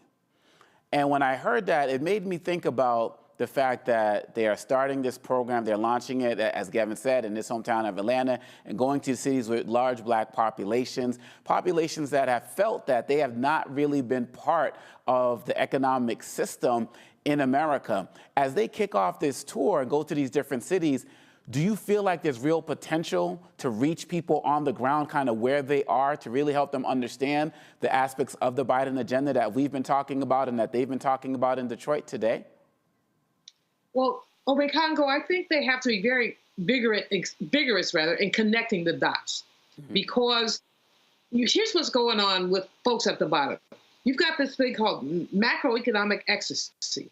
You keep hearing about the numbers, and the numbers are good. And, unemployment rate, less than 4%, been that way for almost a year. You keep hearing that good stuff, but you're sitting here down in here on the ground. Where you're not seeing that. So you've got to connect the dots. Now, some of the things that the Biden-Harris administration are doing are great, especially for entrepreneurs. But connect the dots in your talk, and I'm sure Gavin, as a speechwriter, can do this better than me, but connect the dots so that you're talking about what entrepreneurship trickles down. So, only 3% of our nation's businesses are owned by Black people. Right. Fewer than 10% of us are entrepreneurs. So while this is good, it's great, frankly. At the same time, you're Pookie who's delivering pizza. It doesn't make a difference in your life. So what has to happen is they've got to connect the dots. They've got to connect the dots in a way that people get excited. They have to see stuff. So you've got a program, great program. You've gone to Atlanta, gone to Detroit, where there are enormous needs in Detroit, a city that's on the brink. It's coming back in some areas it's not. What needs to happen really quickly, I hope, is don't just talk about the program you're bringing, show the people some results. So in other words, we brought this program, and now John Jones Business has all this stuff that it didn't have a year ago. That's the kind of thing that people can get excited about. I think that the administration, as I say, I give them a B. I wouldn't give them an A, but then I don't give anybody an A. I'd give them a B, but I'd give them a C on communications. Now, this tour that the vice president is on gives them a possibility of an upgrade. But it has to be more, and this, with Mr. Graves, who is amazing, he's fantastic, he's done really great work, with the lieutenant governor, with so many other people surrounding her, this is good for us. We're the, commentariat. What does it mean to Pookie? Yeah. What does it mean to Tanisha? And that's the question that they've got to answer, because this doesn't translate for the voter, unfortunately. Well, answer the question, Gavin. You're in communications. You're a speechwriter. You're in Atlanta. You saw the kickoff. What do you feel needs to be happening after the VP leaves Atlanta, after she leaves Detroit? Is it on us to put the message out? Is it the administration needs to do more? Is it a combination of both? You're in the communications business. How do you see the way this should unfold? So I definitely think there's a role for each segment to play. I think let's start with the administration / the campaign. They're sort of, I guess, associated together at this point in time. I think it's important that they make clear that this tour, that these stops along the tour are not just, whether it's the VP or the president coming in, making a speech and then coming out, right? The sort of in and out. I think it's important that the campaign makes clear that that's not what these engagements are about. These engagements are about actual, intentional, authentic, genuine touch points with communities that have really been left behind, that have not been engaged by political leadership over the decades. I think right now there is a lot of distrust between folks on the ground in communities like Atlanta or Detroit or you name it, and sort of the political ruling class, let's say. I think a lot of folks on the ground just don't feel like, whether you're a Democrat, whether you're a Republican as president, they don't really feel like the political machine is really working for them or working to their benefit. I think that's why Donald Trump has been able to tap into sort of that populist political movement right now, and sort of posturing and pitching himself as being for the people and, let's just burn the whole thing down. I don't think that's the right approach. And I, in fact, think that this campaign, that the administration is showing the intentionality in their approach that they ought to. But I think it's important, and what you're seeing is that the campaign, if you're looking, of course, I keep very close tabs on this. I was connecting with the vice president's head of coalitions on the campaign recently, who's actually from Chris Scott, who is from Detroit, I believe. And so we were talking strategy, throughout the course of our meeting.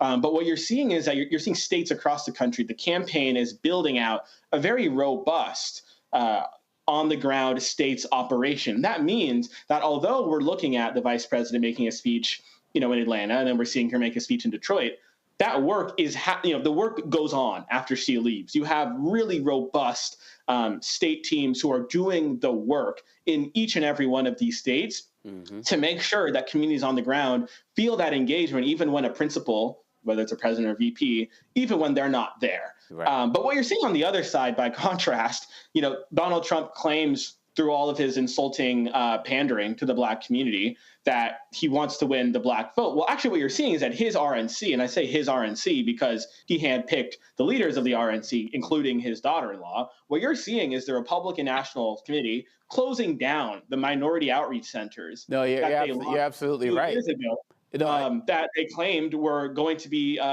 reaching Black and Hispanic and whatever voters. And along with doing that, they're firing the people of color who are working there. No, you're absolutely right. And I feel like as we get to, hop into this break, you're talking about these plans. We still have yet to see a Trump economic plan. And so we're looking forward to talking more about Biden's plan. Definitely. We're going to talk a little bit more about that shortly. You're watching Roland Martin Unfiltered on the Black Star Network. We'll be right back.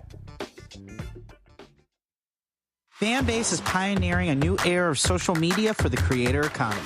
This next generation social media app with over 600,000 users is raising $17 million, and now is your chance to invest. For details on how to invest, visit startengine.com/fanbase or scan the QR code. Another way we're giving you the freedom to be you without limits. Me, Sherry Shepard, with Sammy Roman. I'm Dr. Robin B., pharmacist and fitness coach, and you're watching Roland Martin Unfiltered.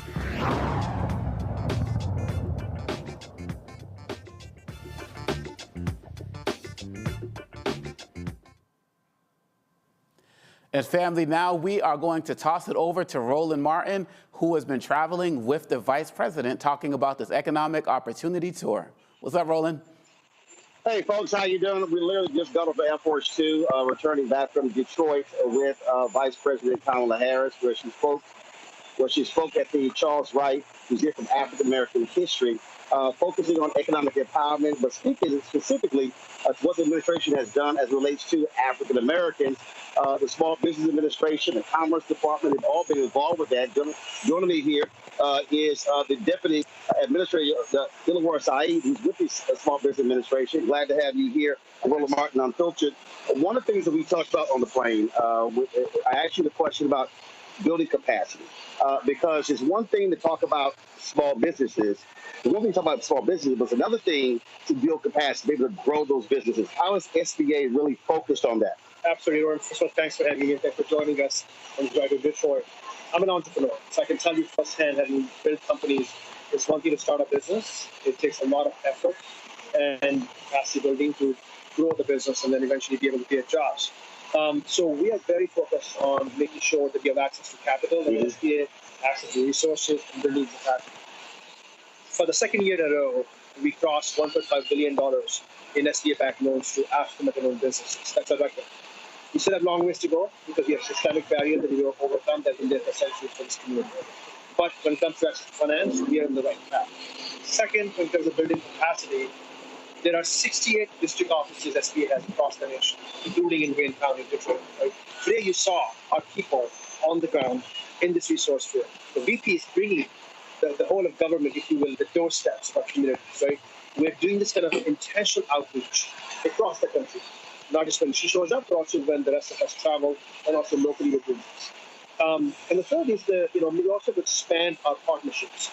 We obviously have resource partners, but we also start a partnership with Divine Now, which has obviously a great reach in the Black community. You had Ron Busby. Black Chamber introduced our express. Right? He represents many Black chambers across the country. Mm-hmm. We are partnering with them, making sure that folks know how to get SBA resources, mentoring folks on how to get a contract, how to get through the certification process. Once you get a contract, how do you actually get to work? And for that, there's a training that we're offering both in SBA resources, but we're also teaming up with the Department of Defense. They operate accelerators around the country. But I've personally spoken to, I'll be in Georgia a couple of weeks to talk about how you train African-American contractors so that they can actually get the work, task order, and have access to opportunities to build wealth for themselves and for their communities. One of the things you mentioned was the 8A program. Obviously, a number of programs have been under attack. The Supreme Court outlawed affirmative action in colleges administration admissions. You had a lawsuit in Tennessee. Then you also reported the lawsuit, the judge of the city of Texas regarding the MBDA. So talk about the 8A program in terms of, is that still the primary avenue for many Black-owned businesses? And how is that program, how are you dealing with that federal ruling out of Tennessee? So 8A is one of the most important procurement vehicles, if you will, for socially and economically disadvantaged entrepreneurs. That includes African Americans, that includes Asian Americans, that includes Arab Americans, anyone that's veterans, women, and so forth. Whoever has had a social disadvantage. And that is something that we know many in the Black community has faced. The program is fully open. It's up and running. In fact, it has grown this year over year. It is compliant with the court's injunction, and our teams have worked very hard to make sure that everyone is qualified. If anything, the program is growing. Look, this president cares about this community. Equities are the heart of our agenda. That obviously we are, following his leadership. So under this president, this program, we're going to do everything possible to make sure we keep programs like these that help us drive towards more equitable, more inclusive economic growth up and running. If anything, we grow. So this program, I would invite your listeners and viewers to go to certified.sba.gov and see how they get certified to get a contractor. And we have a team work with folks who are looking to apply for the program and see how we get into the process. One of the things that we look at what happened during COVID. And Ron Busby spoke to this, and the president the vice president spoke to this today. 41% of Black-owned businesses that went out of business because of COVID. And part of that's because most of Black businesses are one employee. And so how has the SBA worked trying to bring back a lot of those businesses, to bring them online to help them? So, as we all know, COVID impacted African Americans, frankly, disproportionately. And so that's why we have to be very intentional when we think about when we're seeing growth in entrepreneurship in the Black community. We've seen 30% rise since the president took office in terms of business ownership, that we build that capacity. So it's not a solo entrepreneur, right? Frankly, often our numbers of Black-owned firms that have employees are often abysmally small in state after state. And so we have to make sure that we build capacity to, where these firms can grow. I'll give you an example. I was in Salt Lake City and I met an African-American baker. She started a business. We actually gave her a prize. She's doing very well. But she's by herself. Mm-hmm. And she told me she gets up in the morning at 5 a.m., she cleans the place, she's the baker, she's the CEO. At night, she cleans up. And this is obviously story after story. So by making sure those entrepreneurs can access loans that previously, quite frankly, often were not within reach, they can probably think about working capital, investing in a team. So one of the things that we are very proud of at SBA is we have streamlined the process to apply for a small dollar loan. Not everybody needs a $400K loan. Right? You may need $20,000, $30K, or $40K, right? Or $10K. You should be able to walk into an SBA-backed bank or a regional bank and apply that loan. So we have now streamlined the process. You only provide 20 pieces of information versus, a lot of paperwork to make it simpler for you to apply for a small loan. By making that change that we did last year through our own, streamlining our process, we've seen small dollar lending go up 20% in the first quarter of fiscal year. By the way, it is a reminder that when you have an intentional policy, right, that reflects our care for our people, you see the impact, right? Still long ways to go. To your point, so many businesses went under. They want to come back. We're seeing the resurgence coming in, but we also need to make sure they have the capacity. And the story that I shared with you, the stories are all across the country, and we need to make sure they have access to resources, access to also assistance or mentorship that they can actually build their businesses and grow and have some scale. A couple more questions. One, access to capital is one thing. Access to contracts is another. And I've used this example for myself. I have a small-owned business, started with 7 people, spent $350,000 of my own money. We've hit $3 million in revenue in the last 3 years, and I've been in the black. I've been profitable since March 2020. I don't need capital. I need contracts. Yeah. And so that's also a barrier there in terms of being able to access those contracts. And so from a governmental standpoint, how have you been trying to clear some of that? Because under the previous administration, they bundled lots of contracts and made it harder for small business folks to apply. Now you're unbundling. But the other thing is, how are you encouraging corporations to also understand that, hey, when you provide contracts, that's also capital? Correct.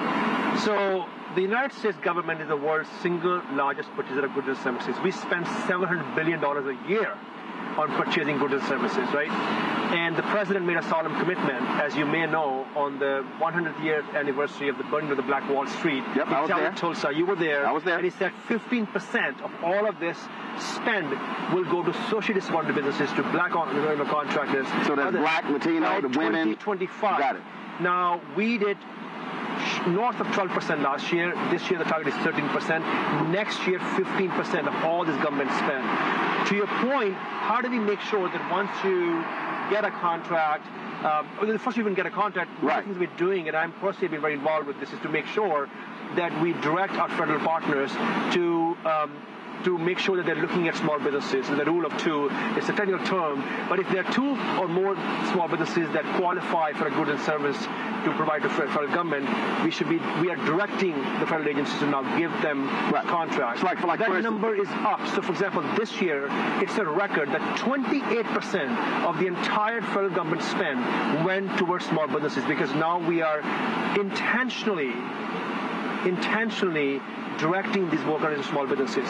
By the way, not just that, also making sure that you actually get the task order. Right. You actually get the work. And that's why we're saying that if you have under 250K, those task orders will go exclusively towards small businesses. Mm-hmm. Third, let me also bring up the point of actually performing well with contracts. I've been a business owner myself. Getting a contract is only the first step. Mm-hmm. You've got to succeed with it, right? So we have training. We have relaunched a training called Empower to Grow. You now get one-on-one mentorship and advice on how to succeed on a contract, how to make sure that it's a referenceable customer so that you can land more customers, more contracts in the future. So look, it's all of these things together, and it's something that SBA coordinates across the federal government. We work closely with Department of Defense, DHS, HHS, and others, and we'll keep at it. Well, one of the things that I know specifically, we talk about black-owned media, and Congressman Eleanor Holmes Norton, Congressman Hank Johnson has been really aggressive on this, because federal government spends about $1 billion, only 1% goes to black-owned media. And so part of the problem that we have is knowing out of all of the agencies, what advertising agency controls the contracts, knowing who to call, knowing who to apply to. So a lot of the problems that we face in the general sector, corporate America, same thing happens because the same agencies control the federal government. And so one of the things that I suggested to with Don Craven, who's at NBDA, I said, is if the federal government creating essentially what is his own, like a fund. So let small businesses and black-owned media know, hey, here are all of the, this is who controls the ad dollars for every single department. So you know exactly who to communicate with, because frankly, it's hard to actually discover that. And you know, you're talking again, it's $1 billion spent, and only 51 million goes to all of black-owned media. Right. So that's one of those ideas. It's helpful because frankly, it's hard knowing who controls what, who has what.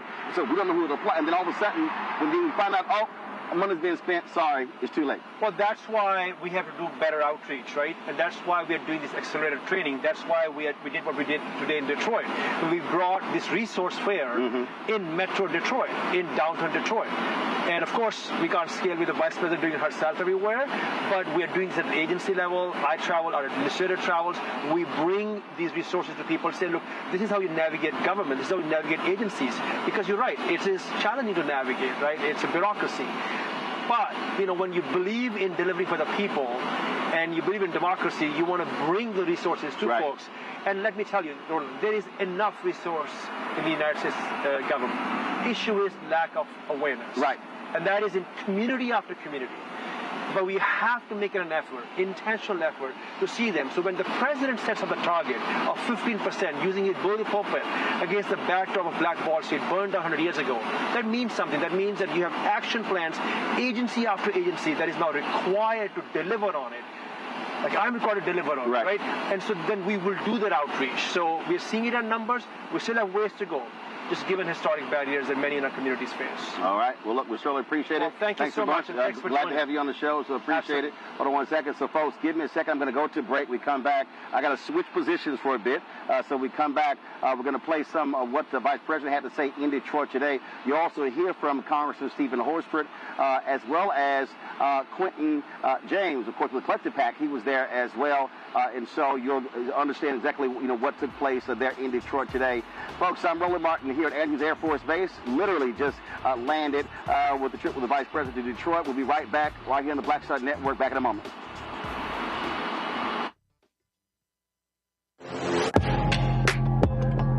A lot of y'all have been asking me about the pocket squares that we have available on our website. You see me rocking the Shibori pocket square right here. It's all about looking different. Now look, summertime is coming up. Y'all know, I keep trying to tell fellas, change your look, please. You can't wear athletic shoes every damn wear. So if you're putting on linen suits, if you're putting on some summer suits, have a whole different look. The reason I like this particular pocket square, the Shibori, is because it's sort of like a flower and looks pretty cool here versus the traditional boring silk pocket squares. But also I like being a little different as well. So this is why we have these custom-made feather pocket squares on the website as well. My sister actually designed these after a few years ago. I was in this battle with Steve Harvey at Essence, and I saw this at a St. Jude fundraiser. I saw this feather pocket square, and I said, well, I got some ideas. So I hit her, and she sent me about 30 different ones. And so this completely changes your look. Now, some of you men out there, I had some dudes say, oh, man, I can't wear that. Well, if you ain't got swagger, that's not my problem. But if you're looking for something different to spruce up your look, fellas, ladies, if y'all looking to get your man a good gift, I've run into brothers all across the country with the feather pocket squares saying, see, check mine out. And so it's always good to see them. And so this is what you do. Go to RolandSMartin.com/pocket squares. You can order Shibori pocket squares or the custom-made pocket squares. Now, for the Shiboris, we're out of a lot of the different colors, and I think we're down to about 200 or 300. So you want to get your order in as soon as you can, because here's what happened. I got these several years ago, and the Japanese company signed a deal with another company, and I bought them before they signed that deal, and so I can't get access to any more from the company in Japan that makes them. And so get yours now. So come summertime, when I see y'all at Essence, y'all could be looking fly with the Shibori pocket square or the custom-made pocket square. Again, RolandSMartin.com/pocket squares. Go there now.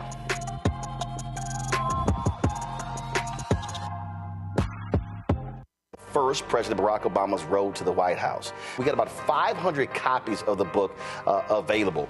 And so this actually is all of the coverage of the 2008 election.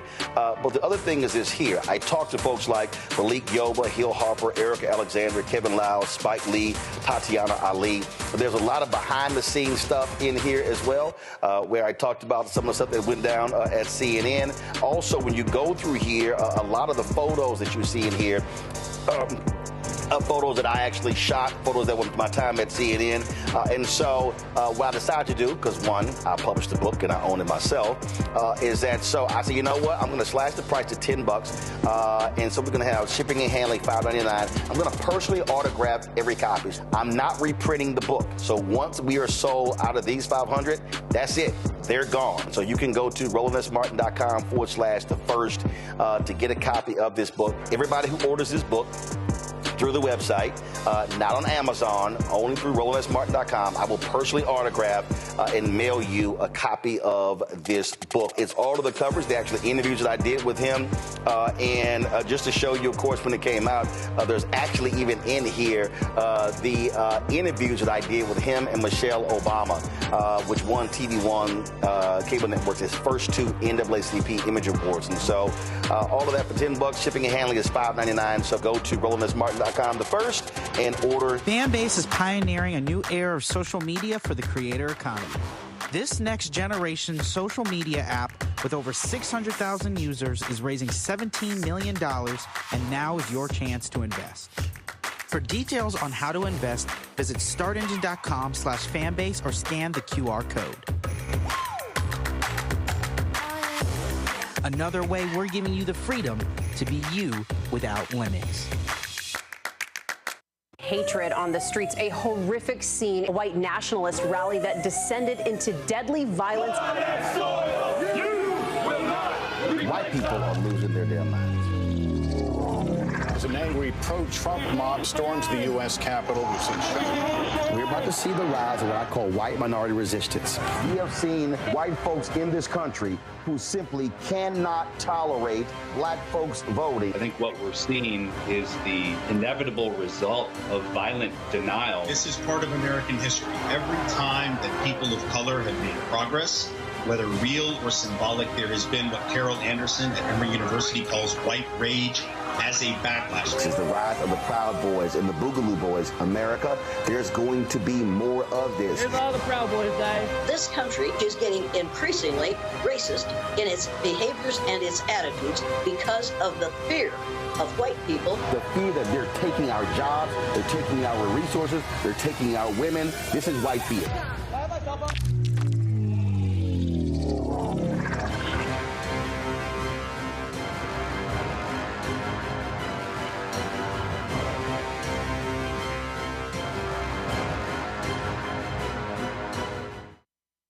Grow your business or career with Grow with Google's wide range of online courses, digital training, and tools. Gain in-demand job skills with flexible online training programs designed to put you on the fast track to jobs in high-growth fields. No experience is necessary. Learn at your own pace. Complete the online certificate program on your own terms. Stand out to employers, get on a path to in-demand jobs, and connect with top employers who are currently hiring. Take one professional career certificate program or all 6. Earn a Google Career Certificate to prepare for a job in a high-growth field like data analytics, project management, UX design, cybersecurity, and more. All professional career certificate programs must be completed by December 31st, 2024.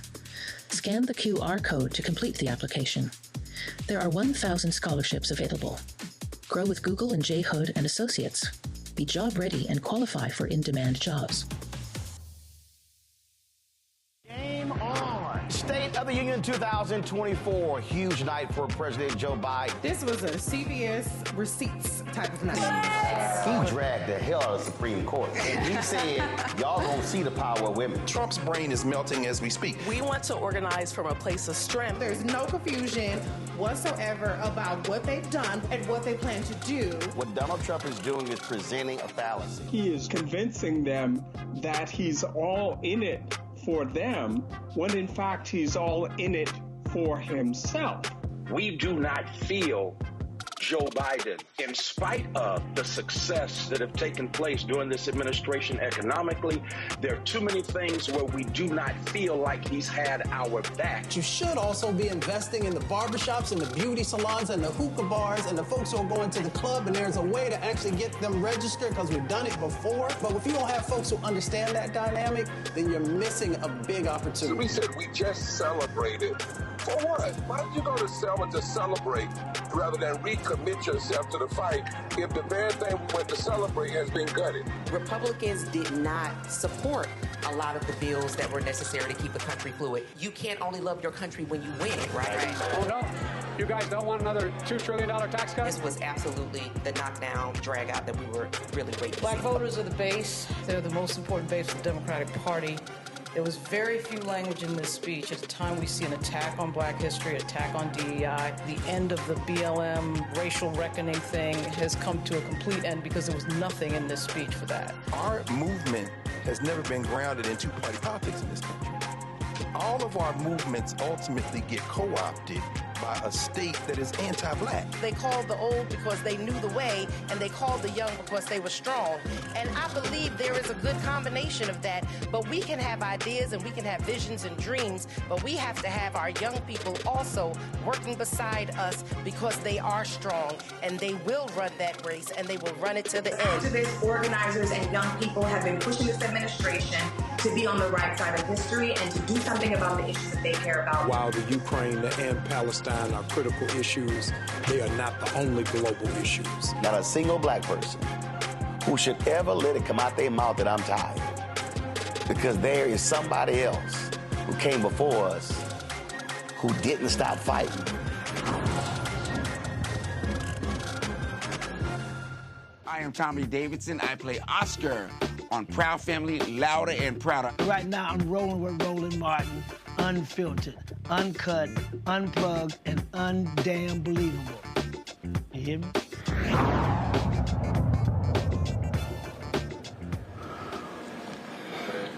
All right, folks, welcome back to Roland Martin Unfiltered. I had to move here inside off of the tarmac there. It was quite a whirlwind day. We left Washington, D.C. around 11 a.m. flying to Detroit when we, of course, Vice President Kamala Harris, as she greeted several officials, including Energy Secretary, who was a former governor of Michigan. She traveled with her on this trip. In addition to, you also, of course, had the deputy number 2 at the Commerce Department. Now, Jennifer Granholm was former governor. Now, this video here is when we landed in Detroit. She was met there by the U.S. Trade Representative as well as Lieutenant Governor of Michigan, Gilchrist, and his wife as well. And so that's how the day started. Then we traveled to a Black-owned restaurant in Detroit, an opportunity for the president, the vice president, to visit with them. It's Joe Lewis's Southern Kitchen. And so it was great to be there. A lot of Black Star Network fans there as well. And so they, of course, greeted the owners of the restaurant, and Vice President had the opportunity to chat with several different people, including this little young girl right here. When she walked in, that was a huge ski-wee that went out. Her sorority sisters were there as well in the room, and so we had an opportunity to, of course, see the folks there. And she also had opportunity to speak with the owner of the restaurant to talk about Black-owned businesses and talk about what some of their issues and concerns are. Let's play some of that.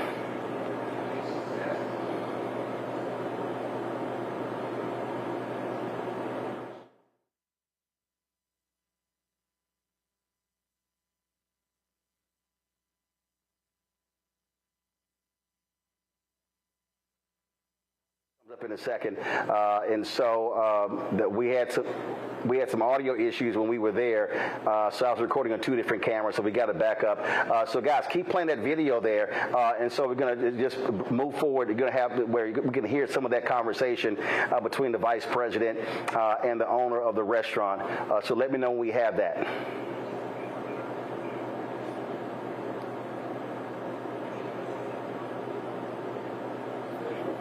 So it should come up in just a second. All right, so what we do is we'll post it on social media, and we'll have that later. Now, after we left there, we then traveled to the Charles Wright Museum of African American History, where a packed room was awaiting the vice president. We already played for you some of the sound bites from various people who spoke before her, and of course, we played Lieutenant Governor Gilchrist. Here is the former governor of Michigan, as well as the Energy Secretary, Jennifer Granholm. Since the president's agenda was passed, the Department of Energy alone has committed more than $6 billion in grants and loans benefiting Michigan. And that just pales in comparison to what the private sector is doing in Michigan between the tax credits and the grants that are happening. So in Michigan, just in the energy space, we have seen 50 companies announce that they have come or are expanding in Michigan to manufacture clean energy products. 50 companies that have said, we are going to come and hire people in Michigan, hiring more than 21,000 people, $22 billion in investment, good paying jobs. Good paying jobs. You know, so as factories go up, as cranes start to appear and people wonder, can I get one of those jobs? So we are, you know, for companies, there's no shortage of a desire for talent. And for folks out here, there is no shortage of talent. So we got to connect talent and those who want to hire folks. So as of today, I just want to say applications are open for a first-of-its-kind fellowship that'll help ensure that local workers can get those jobs. The program is called Readiness Accelerator for Major Programs, or RAMP. And what it is the connective tissue between a job provider who wants to offer a job and a worker who wants to get a job. And we are asking for folks to apply for these RAMP fellowships. And for those who might be interested, we want you to go to energy.gov RAMP to learn more and apply. All right, so listen, there are a lot more we're going to play for this. Makongo's going to handle this for me. So I have a slight technical issue that I have to fix.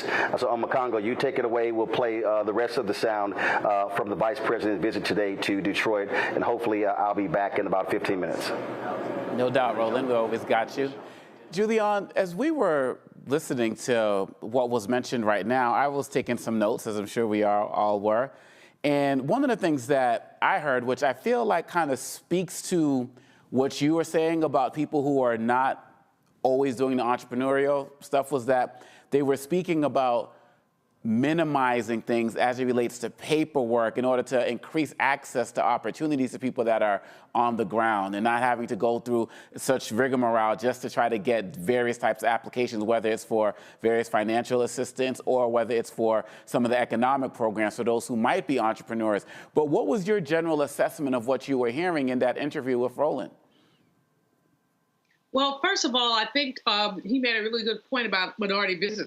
Most minority businesses, they're solopreneurs, if you will. Mm-hmm. One person business, about 85%, one person's business. We're not very different from majority. Most small businesses are one person. And so he made that point when he spoke to the gentleman he was speaking to outside the plane. And it's something we need to pay attention to. But the other thing, and I think Jennifer Granholm actually brought my point home very clearly when she talked about how investment turns into jobs. Again, you know, I've spent a large part of my career writing minority business. I think minority business is extremely important. And there's a storied history of how we've been kept out of some entrepreneurial opportunities. So it's an important focus, but most people are not entrepreneurs, and most people are not, regardless of race, then it does not trickle down to the worker. It doesn't trickle down to a number of other things. So again, I appreciated the interview Roland had. I think that guy was with the Minority Business Development Agency. But that was a good conversation. I think that I like seeing Kamala in the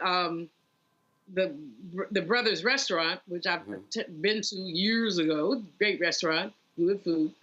And so I liked her having the conversation. Wish we could have heard more of it, but just the interaction ought to, at some level, make people pay attention. Yeah. But no, we absolutely. got to, and I know Gavin, again, I'm going to push him on this, if I might, Omekongo, push Gavin as a speechwriter, as a writer. How do we connect these plans? You talked about it earlier. You said, well, it's not just that they visited Atlanta or Detroit, but groundwork goes on after that.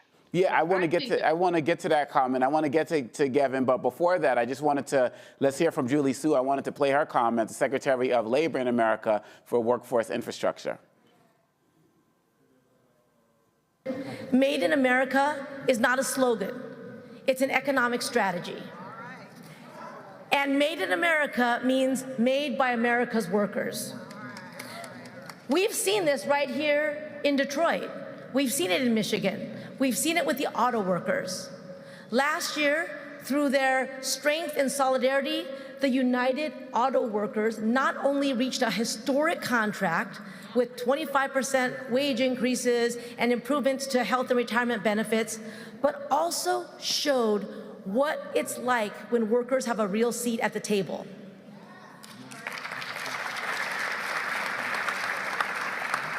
And when workers help to define the future of an industry. They show that Made in America is a strategy that benefits both American workers and American businesses, ensures that we can protect our climate while growing good union jobs, and we are here today to support a longtime iconic American industry and set us up to lead in the future by making sure we have a resilient and strong supply chain that includes small and medium-sized businesses, and where workers who make profits possible share in the prosperity. So President Biden's Investing in America agenda is about infrastructure. It's about roads and bridges. It's about modernizing airports. It's about manufacturing electric vehicle batteries. Our workforce system is also a form of infrastructure. It's the roads and bridges that connect people to the good jobs they want and need, and employers to the people that they want and need. But that infrastructure has some challenges too. It's got some cracks. It's got some potholes. It doesn't reach every single community the way that it should. Too often people hear workforce development and they just think about training. No. Black workers and other workers have been left out not because they lack the skills, but because we have not built the roads and bridges that connect all communities to the good jobs that we are creating.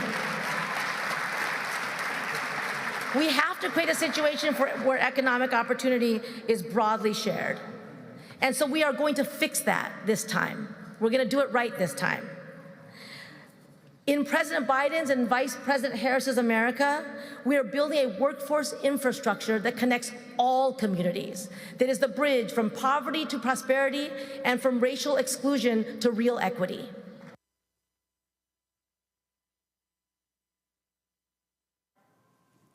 So, Gavin, kind of going off of what Juliana's asking, and we heard from Sue's comments as well, talking about these incredible programs, and then Dr. Marvell also talking about the messaging. We've heard in the last half hour since Roland has touched down and has been sharing these stories, so many powerful things. And throughout the show, you've been hitting some of the things that have happened as it relates to Atlanta, where this kicked off. As it relates to messaging, I have a two-part question for you. Number one, what does the Biden administration need to be doing more to get this message out? But then secondly, what is our role? Because when we see a street and we see a bridge being built, we can do the research and find out who built it. Is it all Biden's fault that we don't know? Like, what's the role of the average citizenry as well in terms of learning about what's going on as well? Two-part question for you, bro. For sure. So I think on the first part, right, I think the administration should continue to look to partner with influencers on the ground, right? I think influencer right now carries a connotation of being like a social media sort of influencer, someone with a bunch of followers. It doesn't have to be like that. What I'm talking about are trusted voices in communities. I think mayors play a really crucial role. If you look at a lot of polling data, it suggests that Americans really trust their local government officials far more than they do their federal government officials. That means that I think, and I've written about this before actually, I believe that if the president, the VP, the other sort of leaders across the administration continue, and I say continue because they've been doing it, if they continue to partner with local trusted voices, be they mayors or nonprofit leaders, private sector leaders in communities across the country, I think that message will really resonate and we'll register. And then to answer the second part of your question, what can we do?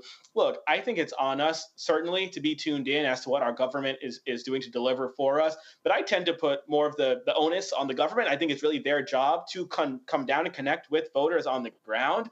But I think we certainly have a responsibility to stay plugged in as to what's going on, to demand that our news media covers these stories, because the news media will cover certain stories in response to what they feel like their readers want to learn about and know about. And so I think it's on us to read those stories so that the readership and viewership numbers can suggest to the news media companies that we do care about these issues. No, absolutely. And I feel like when we're looking at this, Julian, I feel like there's another aspect of it that needs to be discussed as well. When people are talking so much about the youth vote, right, and we're talking about economic policies that are being put in position right now, do you feel like when it comes to young people and people that you're encountering that people are even going to be looking at this as something that is, hey, this is great now, but what does this have to do with me in the future? There's kind of this microwave society mindset that we're seeing where people are just growing impatient with what they're not seeing in front of them right now. Do you feel like this is something that can help quell those concerns? I'm not sure. I think the youth vote is a hard nut to crack. There are many young people who are very highly motivated to vote. They get it. They're looking at the orange man. They don't feel it. And so there are lots of young people. And again, we've got a great chasm, a great class divide in terms of who is motivated and who is not. And again, I have to keep picking on Pookie. I think he's one of my cousins. But, we want to figure out how to get Pookie out to vote. Pookie at this time is either indifferent. He might be kind of leaning in either direction. But he's not keeping up with it. And so, Gavin, one of the things you said that I won't say I'll take issue with, but you said it's our responsibility. Well, whose responsibility? We know that the newspaper industry is shrinking. We're not getting the news that we used to get. We know that the media space, the internet space, is highly polarized and biased, if you will, one way or another. And so to say what you mean we, black man?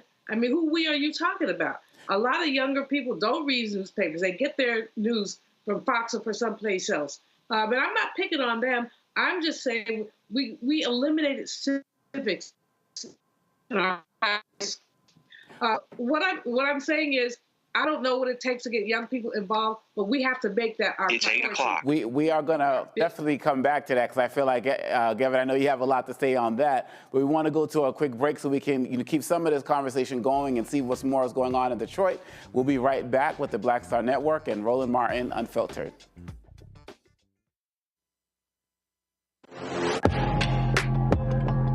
A lot of y'all have been asking me about the pocket squares that we have available on our website. You see me rocking the Shabori pocket square right here. It's all about looking different. Now look, summertime is coming up. Y'all know, I keep trying to tell fellas, change your look, please. You can't wear athletic shoes every damn wear. So if you're putting on linen suits, if you're putting on some summer suits, have a whole different look. The reason I like this particular pocket square, the Shabori, is because it's sort of like a flower and looks pretty cool here versus the traditional boring silk pocket squares. But also I like being a little different as well.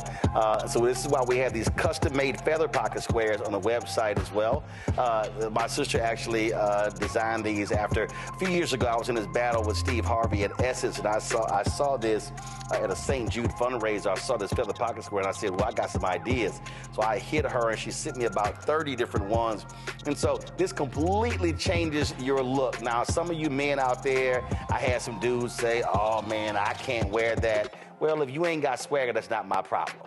But if you're looking for something different to spruce up your look, fellas, ladies, if y'all looking to get your man a good gift, I've run into brothers all across the country with the feather pocket squares saying, see, check mine out. And so it's always good to see them.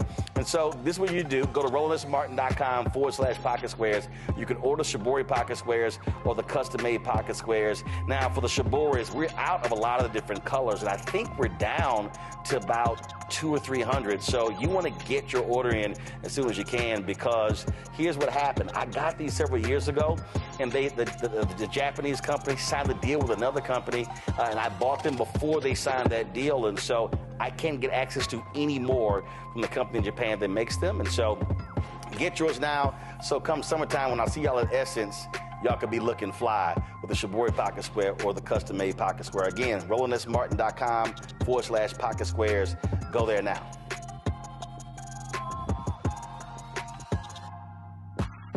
Farquhar, executive producer of Proud Family. Bruce Smith, creator and executive producer of The Proud Family, Louder and Prouder. And you're watching Roland Martin Unfiltered.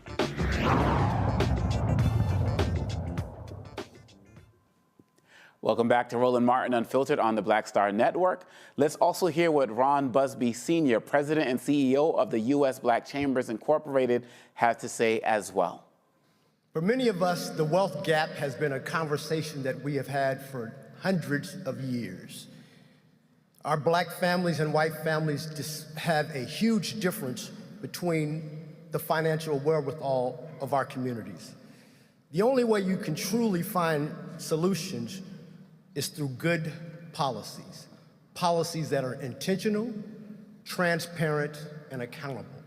That's what today is all about. This administration is addressing these major challenges, such as reviving Main Street America post-COVID.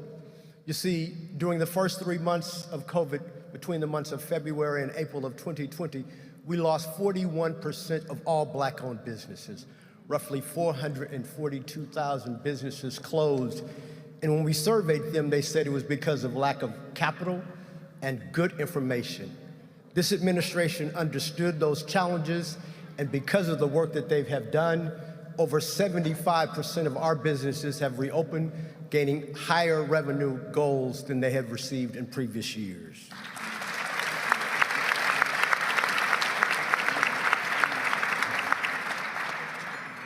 But this administration is doing more. They are also working to enhance workers' rights, reduce student loan and health care burdens, and promote affordable housing, all issues that impact the black community at a much higher work.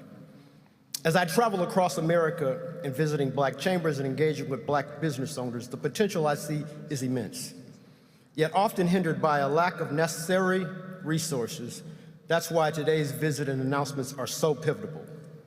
They reaffirm the commitment I've always seen in Vice President Harris and this administration to prioritize and uplift those often left behind, supporting entire communities and business sectors like the auto industry. DE&I, or what we call diversity, equity, and inclusion, are truly under attack. And let me address it in this way. It's not some mythological concept that's going on. When they talk about DE&I, it's you and I that are under attack. This is being seen across the board from private sector, public sector, including corporate America, Main Street, as well as colleges and universities, as well as federal government contracting opportunities. As these attacks continue to rise, we face threats of stifled progress towards an inclusive economy while curtailing critical innovation. As this year progresses, we are going to hear a lot about making America great again. I can say that. And I will also say that as a black business community, we want America to be great as well. But we say in order for there to be a great America, there must be a great black America. And let's also hear from Vice President Harris, also speaking about economic opportunities. I believe that America's economy is powered by the ambition and the aspiration of her people. The ambition and aspiration to innovate, to create, and to prosper. Therefore, to grow our economy, we must invest in that ambition and those aspirations. I believe every person in our country then must have access to the opportunity to compete, to succeed, and to thrive. The ability to achieve what I call financial freedom, which means having enough not just to get by, but to get ahead.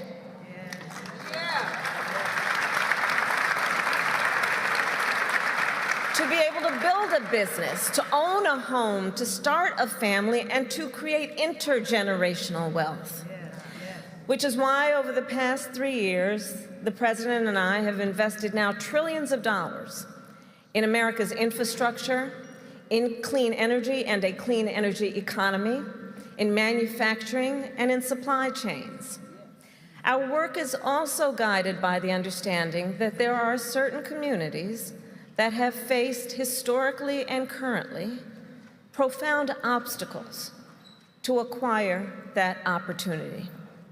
And I'll tell you, over the last 3 years, both in the White House and at the Vice President's residence, where I live, I have convened Black entrepreneurs from around the country to solicit their advice and leverage their expertise as to how we can have the greatest impact with the billions of dollars that we are investing, and to identify the challenges they face in building financial security and wealth, including disparities in access to capital and lending, disparities in home ownership and access to government contracts, to obstacles like student loan debt and medical debt.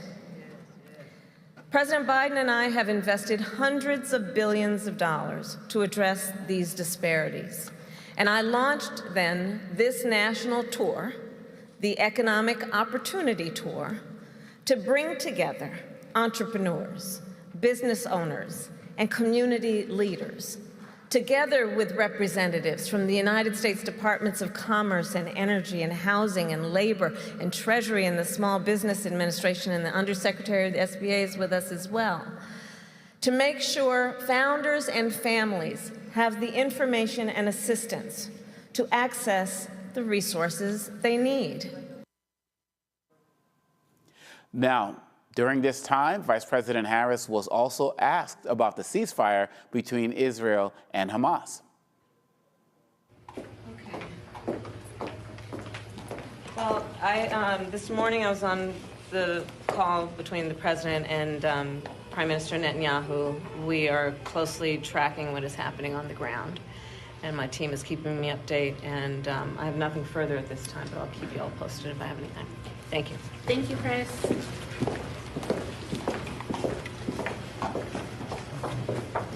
We'll hold right here, guys. No, we'll get back in the van.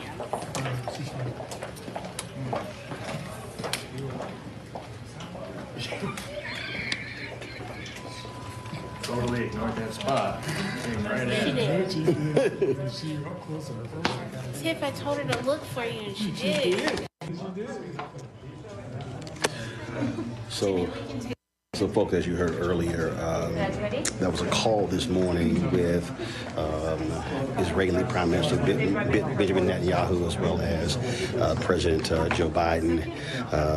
The effort is they're trying to keep the ground operation from Rafah from happening, and so they're trying to have a ceasefire. So the question is whether or not Israel and Hamas will actually agree to that ceasefire. So that's what we're following. So we're to head back to the van. So fly back to Detroit. So again, what the effort is, they're trying to actually prevent. This is something we are definitely going to continue to be following.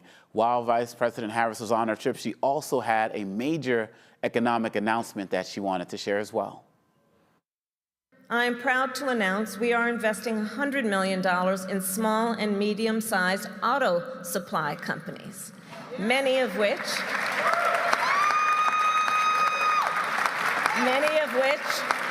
are Black-owned and based right here in Michigan. These grants will allow businesses to upgrade production and production lines to produce parts for electric vehicles. I am also pleased to announce the launch of a new program that will match government-backed loans with private equity capital to help small and mid-sized auto suppliers access loans from $250,000 to $10 million.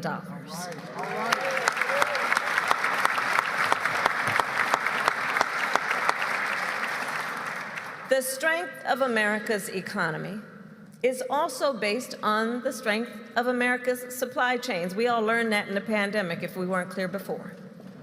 This investment will help to keep our auto supply chains here in America, which strengthens America's economy overall, and keep those jobs here in Detroit. So as we wrap up, we wanted to get some final quick comments from you both as we heard about everything that's been going on today. It's been a jam-packed day. Gavin, what are your final thoughts as it relates to what we talked about today and what we're seeing from Vice President Harris? Yeah, so I'm just extremely excited again that this tour is happening. I think the fact that we're continuing to see this intentional engagement with Black communities across the country, whether in Atlanta or in Detroit or the cities we'll see the Vice President continue to travel to, I think it's doing the real work of engaging with communities, of educating them on the work that's going on, and ultimately activating them to get out and vote in November. And one quote that the Vice President shared with us today, she said that we all know Black entrepreneurs do not lack for ideas or ambitions, but they often lack the capital that is necessary to turn an idea into a thriving business.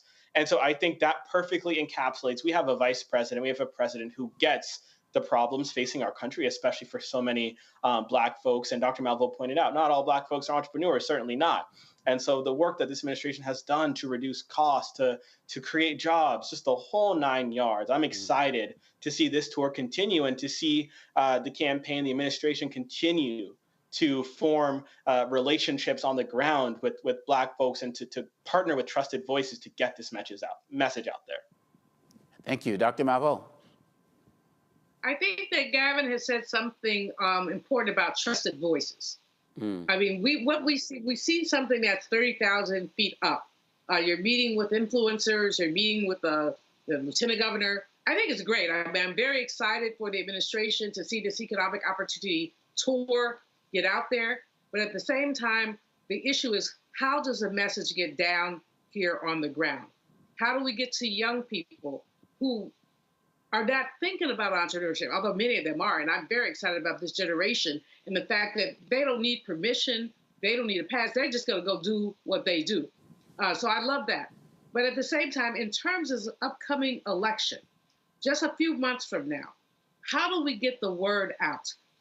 There's gotta be a all hands on deck kind of conversation. But this is indeed exciting.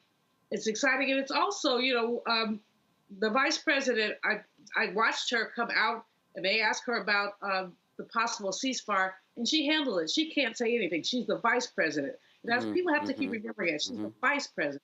She's not the President. That stuff has to come from the top down. But this is an exciting moment for the administration. I hope that she hits some other major cities. She got to get herself to California and to LA. I know she'll do that. She's a former California senator. St. Louis, she's got to get to these places. Houston, we're not going to win Texas, but we can make a dent in Texas.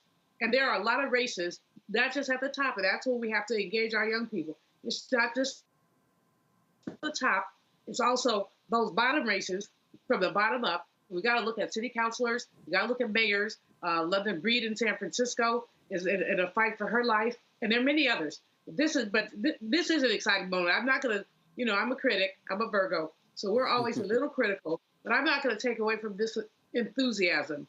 There is enthusiasm on this tour, and there's very good information getting out there.